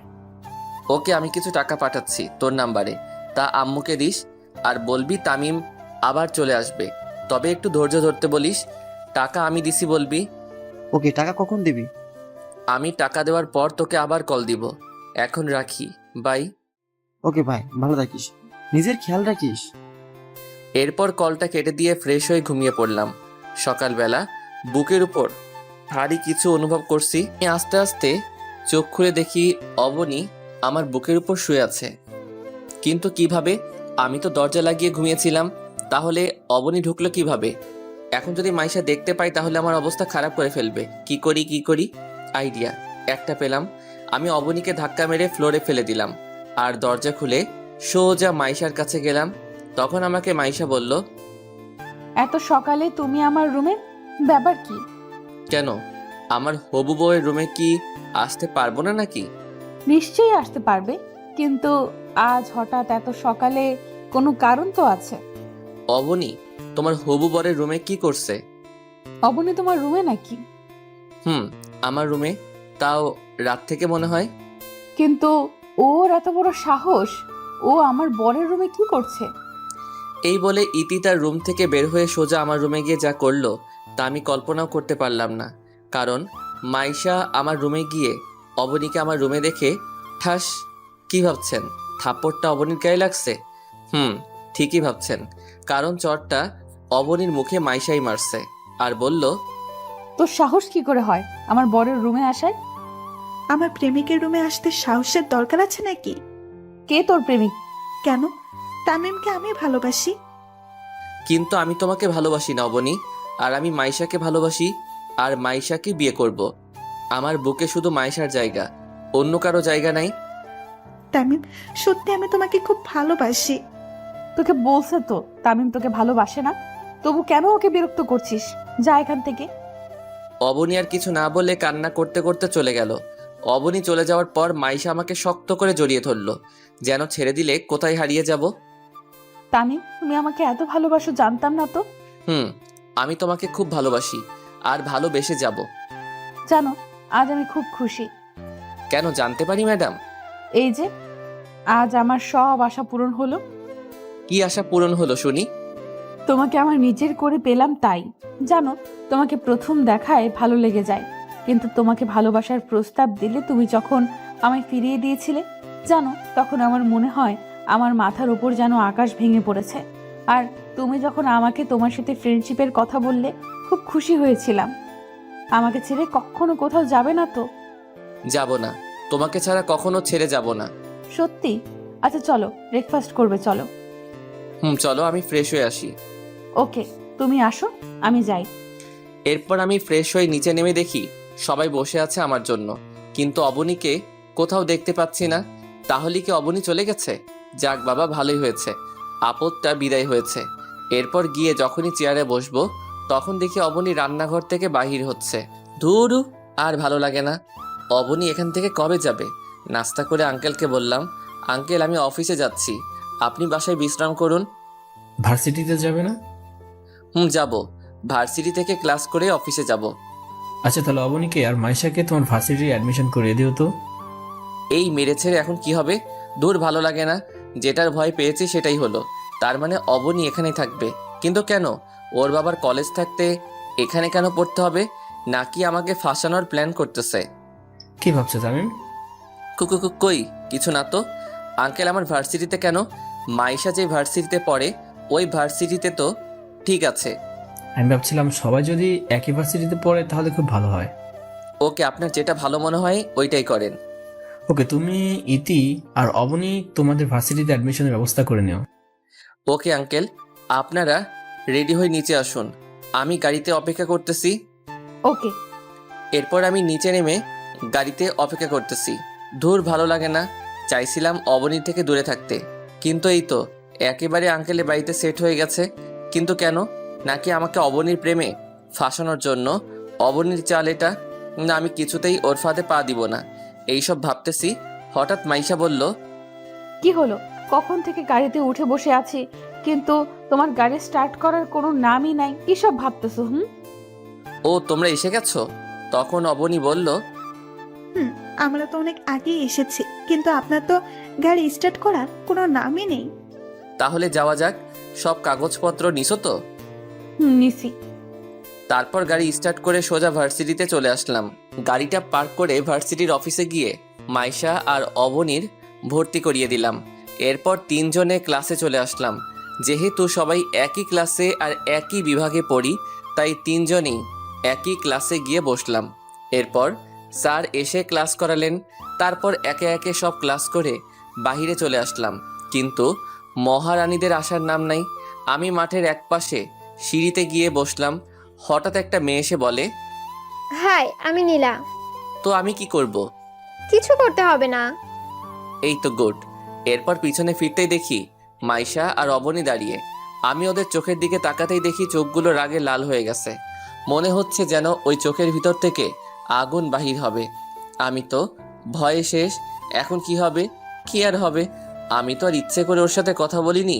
তখন মাইশা রেগে বলল, তুই ওই নীলার সাথে কি কথা বলতেছিলি? মেয়ে দেখলেই শুধু কথা বলতে ইচ্ছে করে, তাই না? এই রে, এই মেয়ে তো তুই তুকারি শুরু করে দিল। এখন কি হবে? খুব রেগে আছে। আমি ইচ্ছে করে কথা বলিনি। নীলা নিজ থেকে আমার সাথে কথা বলতে আসছিল। আমি তো কথাই বলিনি ওর সাথে। সত্যি তো তামিম? সত্যি বলছি। মাইশা, আমি কিন্তু মিথ্যে বলতেছি। ও বুঝছি, তার মানে সবকিছুর মেইন হচ্ছে এই অবনী। দাঁড়াও, দেখাচ্ছি অবনী তোমাকে। আমাকে কলেজ থেকে টিসি দিয়ে এখন আবার আমার আর মাইশার মাঝে ফাটল ধরাতে আসছো? মাইশা কলিজা আমার, বিশ্বাস করো আমি নিজ থেকে ওই মেয়েটার সাথে কথা বলিনি। মাইশাকে কলিজা ডাকতে শুনে অবনী রাগে ফেটে যাচ্ছে। মনে হচ্ছে যেন কাঁচা খেয়ে ফেলবে আমাকে। আমি তোমাকে কখনো অবিশ্বাস করতে পারি না। আমি জানি তুমি কখনো নিজ থেকে মেয়েদের সাথে কথা বলবে না। অবনীকে আরো রাগানোর জন্য মাইশাকে বললাম, কলিজা চলো যাওয়া যাক, অনেক দেরি হয়ে গেছে, অফিসে যেতে হবে তো। মাইশার একটা হাত ধরে বললাম। আমাকে মাইশার হাত ধরতে দেখে অবনী আর থাকতে না পেরে গাড়িতে গিয়ে বসে পড়ল। আমিও খুশি। অবনী এখন কেমন লাগে? আমাকে ভালোবাসতে আসছো? তখন তো বলেছিলে আমার কিছু নেই, তাহলে আজ কেন আমাকে ভালোবাসতে আসছো? অবনী, তোমাকে আমি কোনোদিন ভালোবাসতে পারবো না, কারণ আমি মাইশাকে খুব ভালোবাসি। কি হলো, চলো। চলো। আজ কিন্তু আমরা একটা রেস্টুরেন্টে যাব। কিন্তু অবনী বলে উঠল, রেস্টুরেন্টে কেন? আজ দুপুরের খাবার রেস্টুরেন্টেই খাবো। আমি যাব না। কেন যাবি না? আমার রেস্টুরেন্টের খাবার ভালো লাগে না। তামিম, তুমি গাড়ি স্টার্ট দাও আর একটা রেস্টুরেন্টের সামনে গাড়িটা থামাবা। ওকে মহারানী। এরপর গাড়ি ড্রাইভ করে সোজা একটা রেস্টুরেন্টের সামনে গাড়িটা পার্কিং করলাম। তারপর তিনজনে রেস্টুরেন্টে ঢুকলাম আর একটা ভিআইপি কেবিনে বসলাম। আমি আর মাইশা পাশাপাশি বসলাম, আর অপর পাশে বসে আছে অবনী। এরপর ওয়েটার আসলে খাবার অর্ডার করা হয়। এরপর ওয়েটার আসার আগ পর্যন্ত একটু প্রেম করে নেই। তারপর আমি মাইশার কাঁধে মাথা রাখলে মাইশা বলল, এই কি করছো? দেখো, অবনীর সামনে বসে আছে। আমার তো এতক্ষণ অবনীর কথাই মনেই ছিল না। সরি কলিজা। একটু পর ওয়েটার খাবার নিয়ে চলে আসলো। এরপর আমি খাবার বাসনে নিয়ে আঙুল দিয়ে খেলা করতেছি। মাইশা আমার এই অবস্থা দেখে বলল, কি হলো, তুমি খাচ্ছ না কেন? তোমার হাতে খেতে ইচ্ছে করছে। দেখছো না সামনে অবনী বসে আছে, পরে আমার হাতে খেতে পারবে? আচ্ছা ঠিক আছে, রাতে কিন্তু তোমার হাতে ছাড়া আমি খাবার খাবো না। আচ্ছা ওকে, এখন খেয়ে নাও। আমার আর মাইশার চুপি চুপি কথা বলতে দেখে অবনী বলল, কিরে, তোরা খাবার না খেয়ে চুপি চুপি কি বলতেছিস? কিছু না তো। কিছু না। না, কিছু একটা তো চলছে। বাদ দে সব, এখন খাবারটা খেয়ে নে। এরপর খাওয়া শেষ করে বিল মিটিয়ে ইতি আর অবনীকে বাড়ি ড্রপ করে দিয়ে সোজা অফিসে চলে আসলাম। এরপর সোজা এসে কেবিনে বসলাম। 2টা ফাইল দেখা শেষ হলে, ওকে তুমি যাও, আমি আসতেছি। এরপর আমার কেবিন থেকে বের হয়ে সোজা আঙ্কেলের কেবিনে গেলাম। আঙ্কেলের কেবিনে ঢুকে সালাম দিলাম। আসসালামু আলাইকুম আঙ্কেল। ওয়ালাইকুম আসসালাম, তুমি চেয়ারে বসো। Okay uncle. তাই আজকে তোমাকে রাতে অফিসে থাকতে হবে। ওকে, সমস্যা নাই। আচ্ছা, সন্ধ্যা একটা প্রজেক্ট আছে, আর ওই প্রজেক্টটা যদি আমরা পাই তাহলে আমাদের কোম্পানির 70% লাভ হবে। ওকে, প্রজেক্টটা আমরাই জিতবো, আপনি কোনো চিন্তা করিয়েন না। তুমি যতটা সহজ ভাবছো ততটা সহজ নয় প্রজেক্ট। আমরা পাবো, অনেক কঠিন একটা প্রজেক্ট। আঙ্কেল আপনি একদম চিন্তা করবেন না, আর প্রজেক্টের কাগজগুলো আমায় দেন। এই নাও। আঙ্কেল আমি তাহলে প্রজেক্টের ব্যাপারে সব কিছুর প্রস্তুতি নিতে হবে, তাই আমি আমার কেবিনে গেলাম। কোনো সমস্যা হলে বলবেন। ওকে, যাও। এরপর আঙ্কেলের কেবিন থেকে বের হয়ে সোজা আমার কেবিনে চলে আসলাম। প্রজেক্টের ব্যাপারে সব কিছু প্রস্তুতি নিয়ে নিলাম। এখন শুধু প্রজেক্টটা ক্লায়েন্টের সামনে উপস্থাপন করা। দেখতে দেখতে 8টা বেজে গেল। তারপর আমি আর আঙ্কেল কনফারেন্স রুমে চলে গেলাম। এরপর সব ক্লায়েন্ট চলে আসলো। এরপর একটা ক্লায়েন্ট বলল, জি, দামি প্রজেক্ট দেখাও। জি আঙ্কেল। এরপর আমি প্রজেক্টর অন করে পুরো প্রজেক্টটা দেখাতে লাগলাম। এরপর প্রজেক্টটা শেষ হলে সবাই হাততালি দিল। মিস্টার চৌধুরী, আমি আপনার প্রজেক্টটা কিনতে চাই। আমিও আপনার প্রজেক্টটা কিনতে চাই। ওকে, ডিল ডান। ওকে, ডিল ফাইনাল। এই নিন। আমার পক্ষ থেকেও ডিল ফাইনাল। এই নিন, 50% আগে পরিশোধ করে দিলাম, বাকিটা প্রজেক্ট হাতে আসার পর। ওকে মিস্টার রায়হান, প্রজেক্টটা আগামী 3 দিনের মধ্যে পেয়ে যাবেন। ওকে, এখন আসি মিস্টার চৌধুরী। এরপর আরো কয়েকটা কোম্পানিতে আমাদের প্রজেক্টর কিনে নিল। সবাই আঙ্কেল আর আমার সাথে হাত মিলিয়ে চলে গেল। সবকিছু তোমার জন্য সম্ভব হয়েছে। কংগ্রাচুলেশন তামিম। এটা আমার কর্তব্য আঙ্কেল। এই প্রজেক্টের জন্য আমরা 80 কোটি টাকা পেয়েছি, আরও 120 কোটি টাকা পাবো যদি কোম্পানি আমরা প্রজেক্টটা দিতে পারি। তাতে আমরা আমাদের কোম্পানি আরেকটা শাখা করতে পারবো। আঙ্কেল আপনি কোনো চিন্তা করবেন না, প্রজেক্টটা সব কোম্পানিকে আমরা দিতে পারবো। তুমি এখন বাসায় যাও। না আঙ্কেল, আপনি বাসায় যান। আজ থেকে আপনার কোম্পানি আমি সামলাবো। সত্যি তুমি সামলাবে? তাহলে তো খুব ভালো। আঙ্কেল, আজ থেকে আমি সামলাবো। আপনি বাসায় যান, আমি একটু পর বাসায় যাব। ওকে, আমি যাই তাহলে, তুমি সাবধানে এসো। আঙ্কেল আপনিও সাবধানে যাবেন। এরপর আঙ্কেল চলে গেল। পিয়ন ডাক দিয়ে কফি আনতে বললাম, কারণ রাত প্রচুর হয়েছে, যার কারণে আমার একটু একটু ঘুম আসতেছে। কিন্তু আমার ঘুমালে চলবে না, কারণ 3 দিনের মধ্যে প্রজেক্টের 8টা কপি তৈরি করতে হবে। আমাদের কাছে মাত্র 2টা কপি আছে। যেইভাবেই হোক আজকের মধ্যে আরো 2টা কপি রেডি করতে হবে। কিন্তু এত কম সময় 2টা কপি কিভাবে তৈরি করব? কি যে করি, কিভাবে যে কপি তৈরি করি? যেইভাবেই হোক কপিগুলো রেডি করতেই হবে। হঠাৎ মোবাইলটা যেন কেঁপে উঠলো। রাত 12টা বাজে, কিন্তু এত রাতে কে কল দিবে? মোবাইলটা হাতে নিয়ে দেখি মাইশা কল দিয়েছে। আমি কলটা রিসিভ করতেই ওপাশ থেকে, তামিম, তুমি কোথায়? এত রাত পর্যন্ত অফিসে কিসের এত কাজ, যার জন্য বাসায় আসতে পারতেছো না? এই তো একটু পর চলে আসতেছি মাইশা জানো। ওকে, দেরি করো না কিন্তু, আমি তোমার জন্য এখনো না খেয়ে বসে আছি। কি তুমি এখনো খাও নাই? তোমার জন্য অপেক্ষা করতেছি, তুমি আসলে তোমার হাতে খাবো বলে। আজকে পারবো না, তুমি এখন খেয়ে লক্ষ্মী মেয়ের মতো ঘুমিয়ে পড়ো। কিন্তু কোনো কিন্তু নয়, তুমি খেয়ে ঘুমিয়ে পড়বে ব্যাস। ওকে, তুমি তাড়াতাড়ি চলে এসো কিন্তু। ওকে। ফোনটা কেটে দিয়ে আবার প্রজেক্টে হাত লাগালাম, কিন্তু কিছুতেই পারতেছি না। কি করি এখন, কি করি? এরপর কম্পিউটারে হাত দিয়ে প্রজেক্টটা আস্তে আস্তে আবারও রেডি করতে লাগলাম, কিন্তু একবারে হলো না। তাই 3-4 বার ট্রাই করার পর হয়ে গেল। তারপর 2টা কপি করে বাসায় চলে আসলাম। এইভাবে কেটে গেল কয়েকটা দিন। কাল 3ই আগস্ট, আর আমার আর মাইশার এঙ্গেজমেন্ট। তাই এঙ্গেজমেন্টের জন্য অনেক কিছুর আয়োজন করছে, তাই আর অফিসেও যাওয়া হলো না। তাই আমি আমার রুমে বসে আছি, এমন সময় অবনী আমার রুমে আসলো। আমি অবনীকে দেখে বললাম, তুমি এখানে কি করছো? কেন আসতে পারি না নাকি? না, তুমি আমার রুমে আসতে পারো না। তামিম, একটা কথা বলবে আমায়? কি কথা বলেন? তো ভালোবাসো? কি বলতে চাইছেন আপনি? আমি বলতে চাইছি যে আমি তোমাকে খুব ভালোবাসি, তাই আমি চাই তুমি মাইশের সাথে এঙ্গেজমেন্ট করবে না। সরি, আপনি কে বলার? আমি কার সাথে এঙ্গেজমেন্ট করব না করব এটা সম্পূর্ণ আমার ব্যক্তিগত ব্যাপার। সত্যি তুমি মাইশাকে বিয়ে করবে? অবশ্যই করব, তাতে সন্দেহের কি আছে? ও আচ্ছা, বিরক্তি করছে মনে হয় তোমাকে এসব কথা বলে। তুমি যতই কাঁদো না কেন অবনী, তোমাকে আমি কোনো দিন ভালোবাসিনি, ভালোবাসবো না, কারণ তুমি আমার অনেক ক্ষতি করছো, যার ক্ষতিপূরণ চাইলেও তুমি দিতে পারবে না অবনী। তাই তুমি আমার কাছ থেকে অবহেলা ছাড়ার কিছু আশা করতে পারবে না।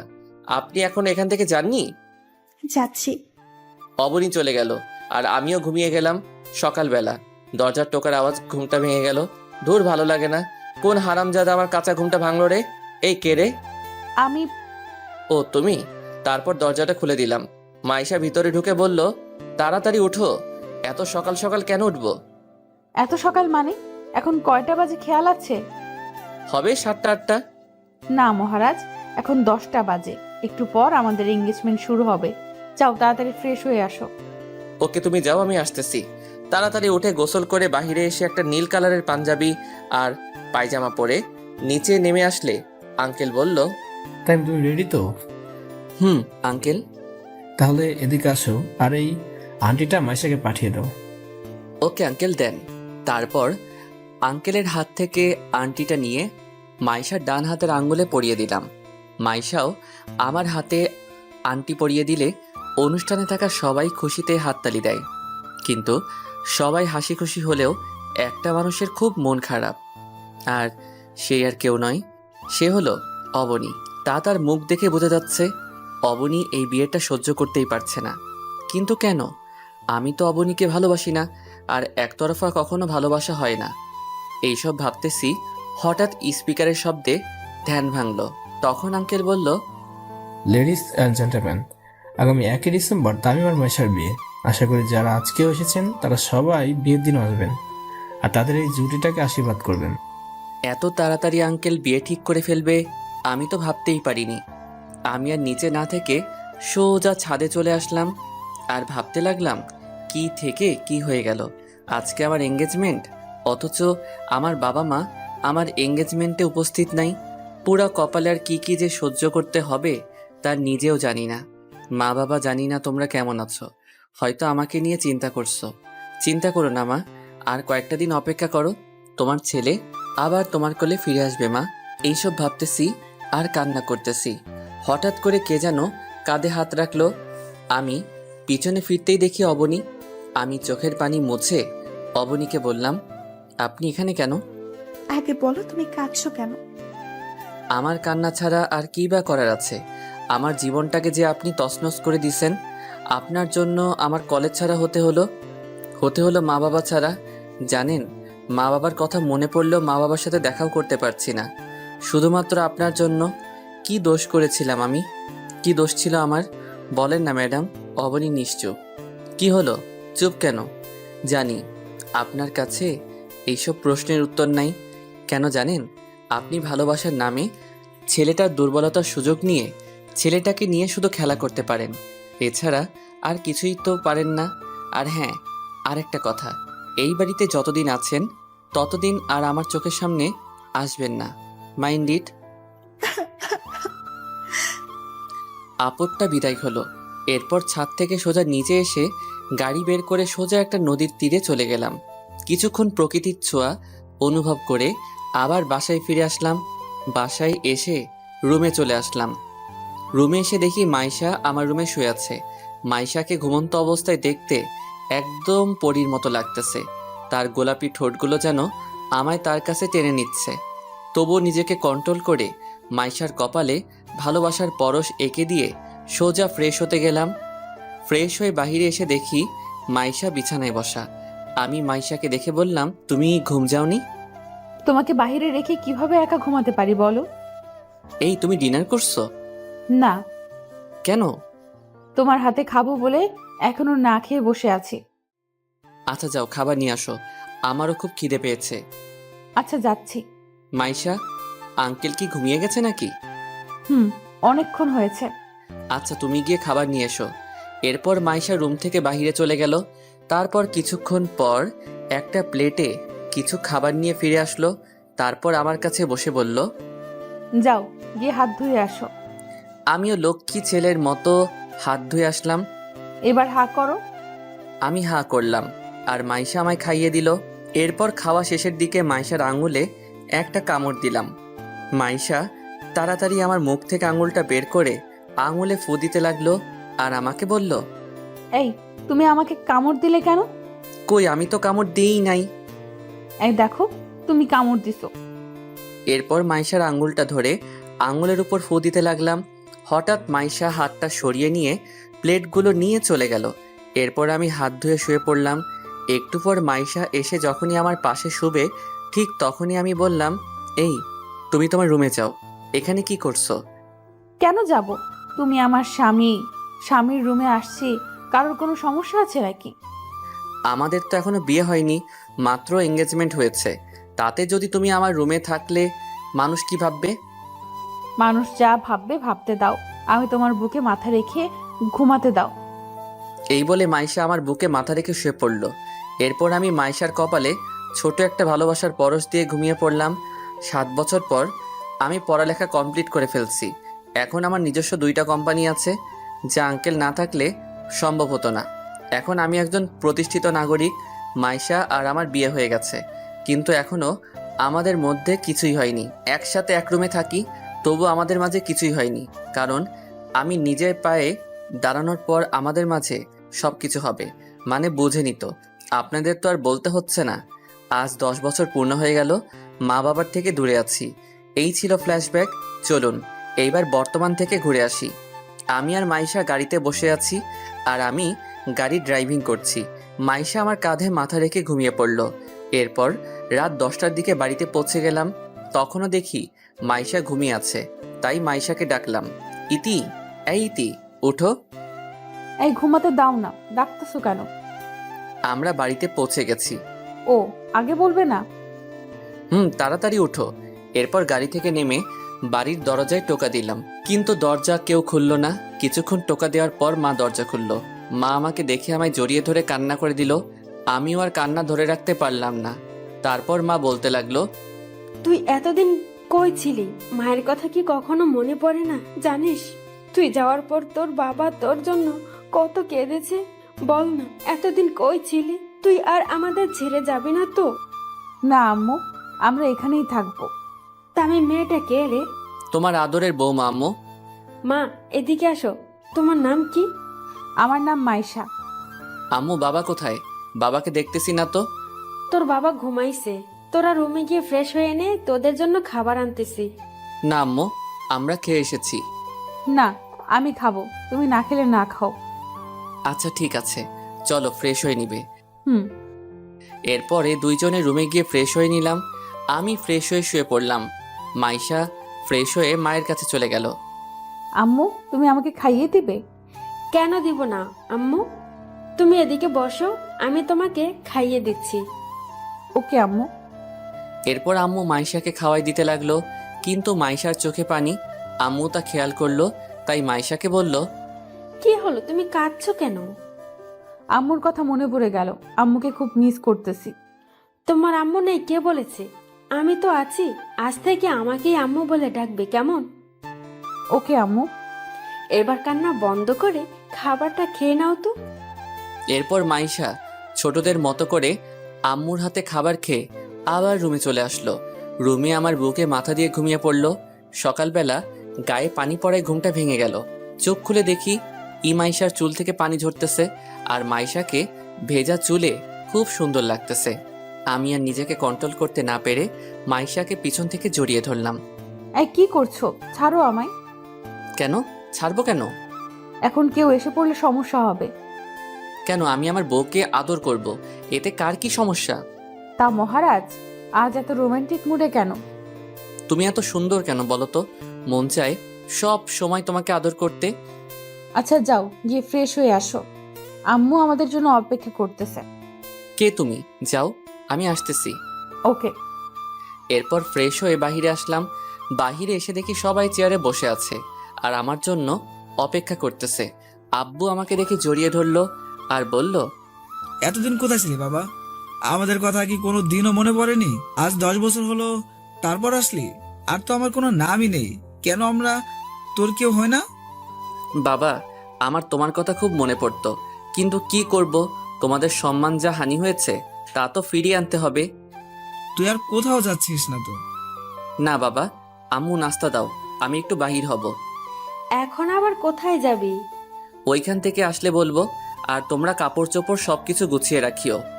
কেন কাপড় চোপড় গুছিয়ে রাখবো? আমি নতুন ফ্ল্যাট কিনছি, ওইখানে চলে যাব। আর আমি এখন কলেজে যাব, কারণ ওই কলেজের সভাপতি এখন আমি। আচ্ছা ঠিক আছে। এরপর নাস্তা করে সোজা কলেজে চলে আসলাম। কলেজে এসে দেখি কলেজে প্রোগ্রাম হচ্ছে। প্রোগ্রাম হবে নাই বা কেন, নতুন সভাপতিকে বরণ করতে হবে যে। এরপর আমি গাড়ি নিয়ে কলেজের মাঠে নামলাম। গাড়ি থেকে নামার সাথে সাথেই কলেজের স্টুডেন্টরা সবাই আমাকে ফুল নিয়ে বরণ করে নিচ্ছে। এরপর আমি স্টেজে গিয়ে বসে পড়লাম। এরপর প্রিন্সিপাল মাইকে অ্যানাউন্স করলেন, মাই ডিয়ার স্টুডেন্ট, আজকে আমাদের কলেজের নতুন সভাপতি তোমাদের সম্মুখে কিছু বলবেন। আমি সভাপতি মহোদয়কে অনুরোধ করব উনি যেন তার মূল্যবান বক্তব্য পেশ করেন। প্রিন্সিপালের অ্যানাউন্স শুনে সবাই হাততালি দিল। এরপর আমি স্টেজে গিয়ে মাইকে গিয়ে আমার বক্তব্য শুরু করলাম। আসসালামু আলাইকুম, সবাই কেমন আছেন? আমি এই কলেজের স্টুডেন্ট ছিলাম, কিন্তু এই কলেজে আমার স্থান হয়নি। শুধুমাত্র মিথ্যা অপবাদে আমাকে এই কলেজ থেকে টিসি দিয়েছিলেন। তখন সভাপতি ছিলেন মিস্টার চৌধুরী। সেদিন আমি ওনাকে চ্যালেঞ্জ করছিলাম, একদিন ওনার কলেজের সভাপতি আমি হব। আমি আমার চ্যালেঞ্জ রেখেছি। কিন্তু তোমরা সবাই স্টুডেন্ট, তোমাদেরকে একটা কথাই বলবো, জীবনে যত বাধাই আসুক না কেন, কোনোদিন পিছিয়ে যাবে না। শত বাধা বিপত্তি পেরিয়ে তোমাদেরকে এগিয়ে যেতে হবে।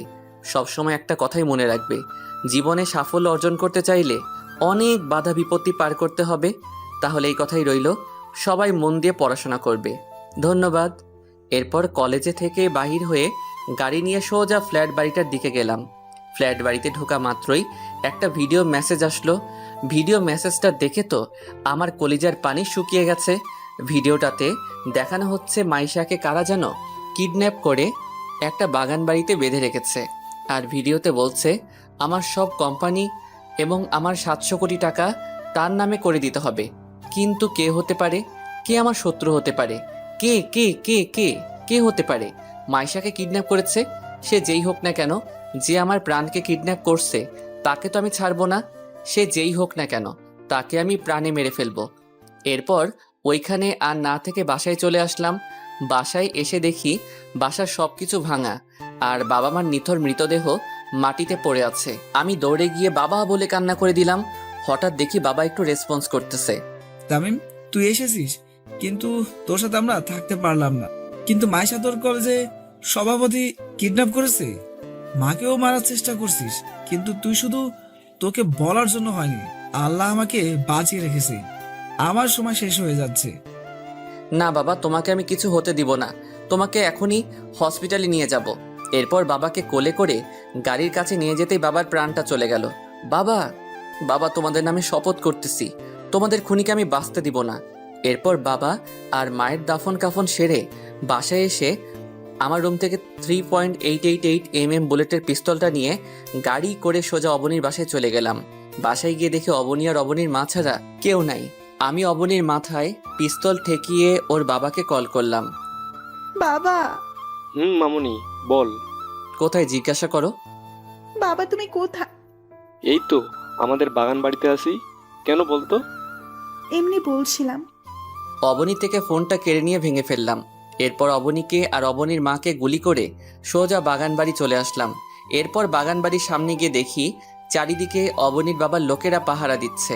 তাই আমি বাগান বাড়ির পিছনে গিয়ে পিস্তলের সাইলেন্সার লাগিয়ে বাগান বাড়িতে লুকিয়ে লুকিয়ে ঢুকে পড়লাম। একটু এগিয়ে গিয়ে দেখি মাইশাকে চেয়ারে বাঁধানো অবস্থায় রয়েছে আর মাইশাকে দেখে সামনে যেতেই অবনীর বাবার লোকেরা আমাকে মাথায় পিস্তল দিয়ে ঘিরে ফেললো। একটু পর অবনীর বাবা এসে আমাকে বলল, এই কাগজ আর এই ল্যাপটপ নে, তোর সব কিছু আমার নামে করে দে, আর তোর অ্যাকাউন্ট টাইপ করে পাসওয়ার্ড দিয়ে তোর সব টাকা আমার অ্যাকাউন্টে ট্রান্সফার করে দে, না হলে তুই তোর মাইশাকে বাঁচাতে পারবি না। মৃত্যুর মুখে দাঁড়িয়েও তোর ভয় করছে না? এইভাবে হাসতেছিস কেন? অস্ত্র দিয়ে লড়তে পারবি, কিন্তু অস্ত্র ছাড়া লড়ার সাহস তোর নাই। বয়েস, সবাই অস্ত্র ফেলে দাও। এইবার খুশি তো? আমি তোদের সবাইকে 5 মিনিট সময় দিচ্ছি। 5 মিনিটের মধ্যে যদি তোরা সবাই মিলে আমাকে মারতে না পারিস, তাহলে আমি তোদের মেরে ফেলবো। Let's start the fight. এরপর সবাই মিলে আমাকে মারতে লাগলো। আমার পুরো শরীর রক্তাক্ত হয়ে গেছে। এরপর আমি কিছুক্ষণ মরার অভিনয় করলাম। আমাকে এমন হতে দেখে অবনীর বাবার লোকেরা বলল, বস, হি ইজ ফিনিশ। এরপর আমি লাফ দিয়ে উঠে দাঁড়ালাম আর বললাম, time is finish, let's my times start now. বয়েস, কিল হিম। এরপর অবনীর বাবার লোকেরা আমাকে মারতে আসলে আমি আমার পা দিয়ে লোকটির গলায় একটা লাথি মারলাম। সাথে সাথে মাটিতে লুটিয়ে পড়ল। এরপর একে একে সবাইকে মেরে শুইয়ে দিয়ে অবনীর বাবার কাছে গিয়ে মাথায় পিস্তল থেকে বললাম, mister Chowdhury, you are finished. Tamim, না, তুমি এটা করতে পারো না।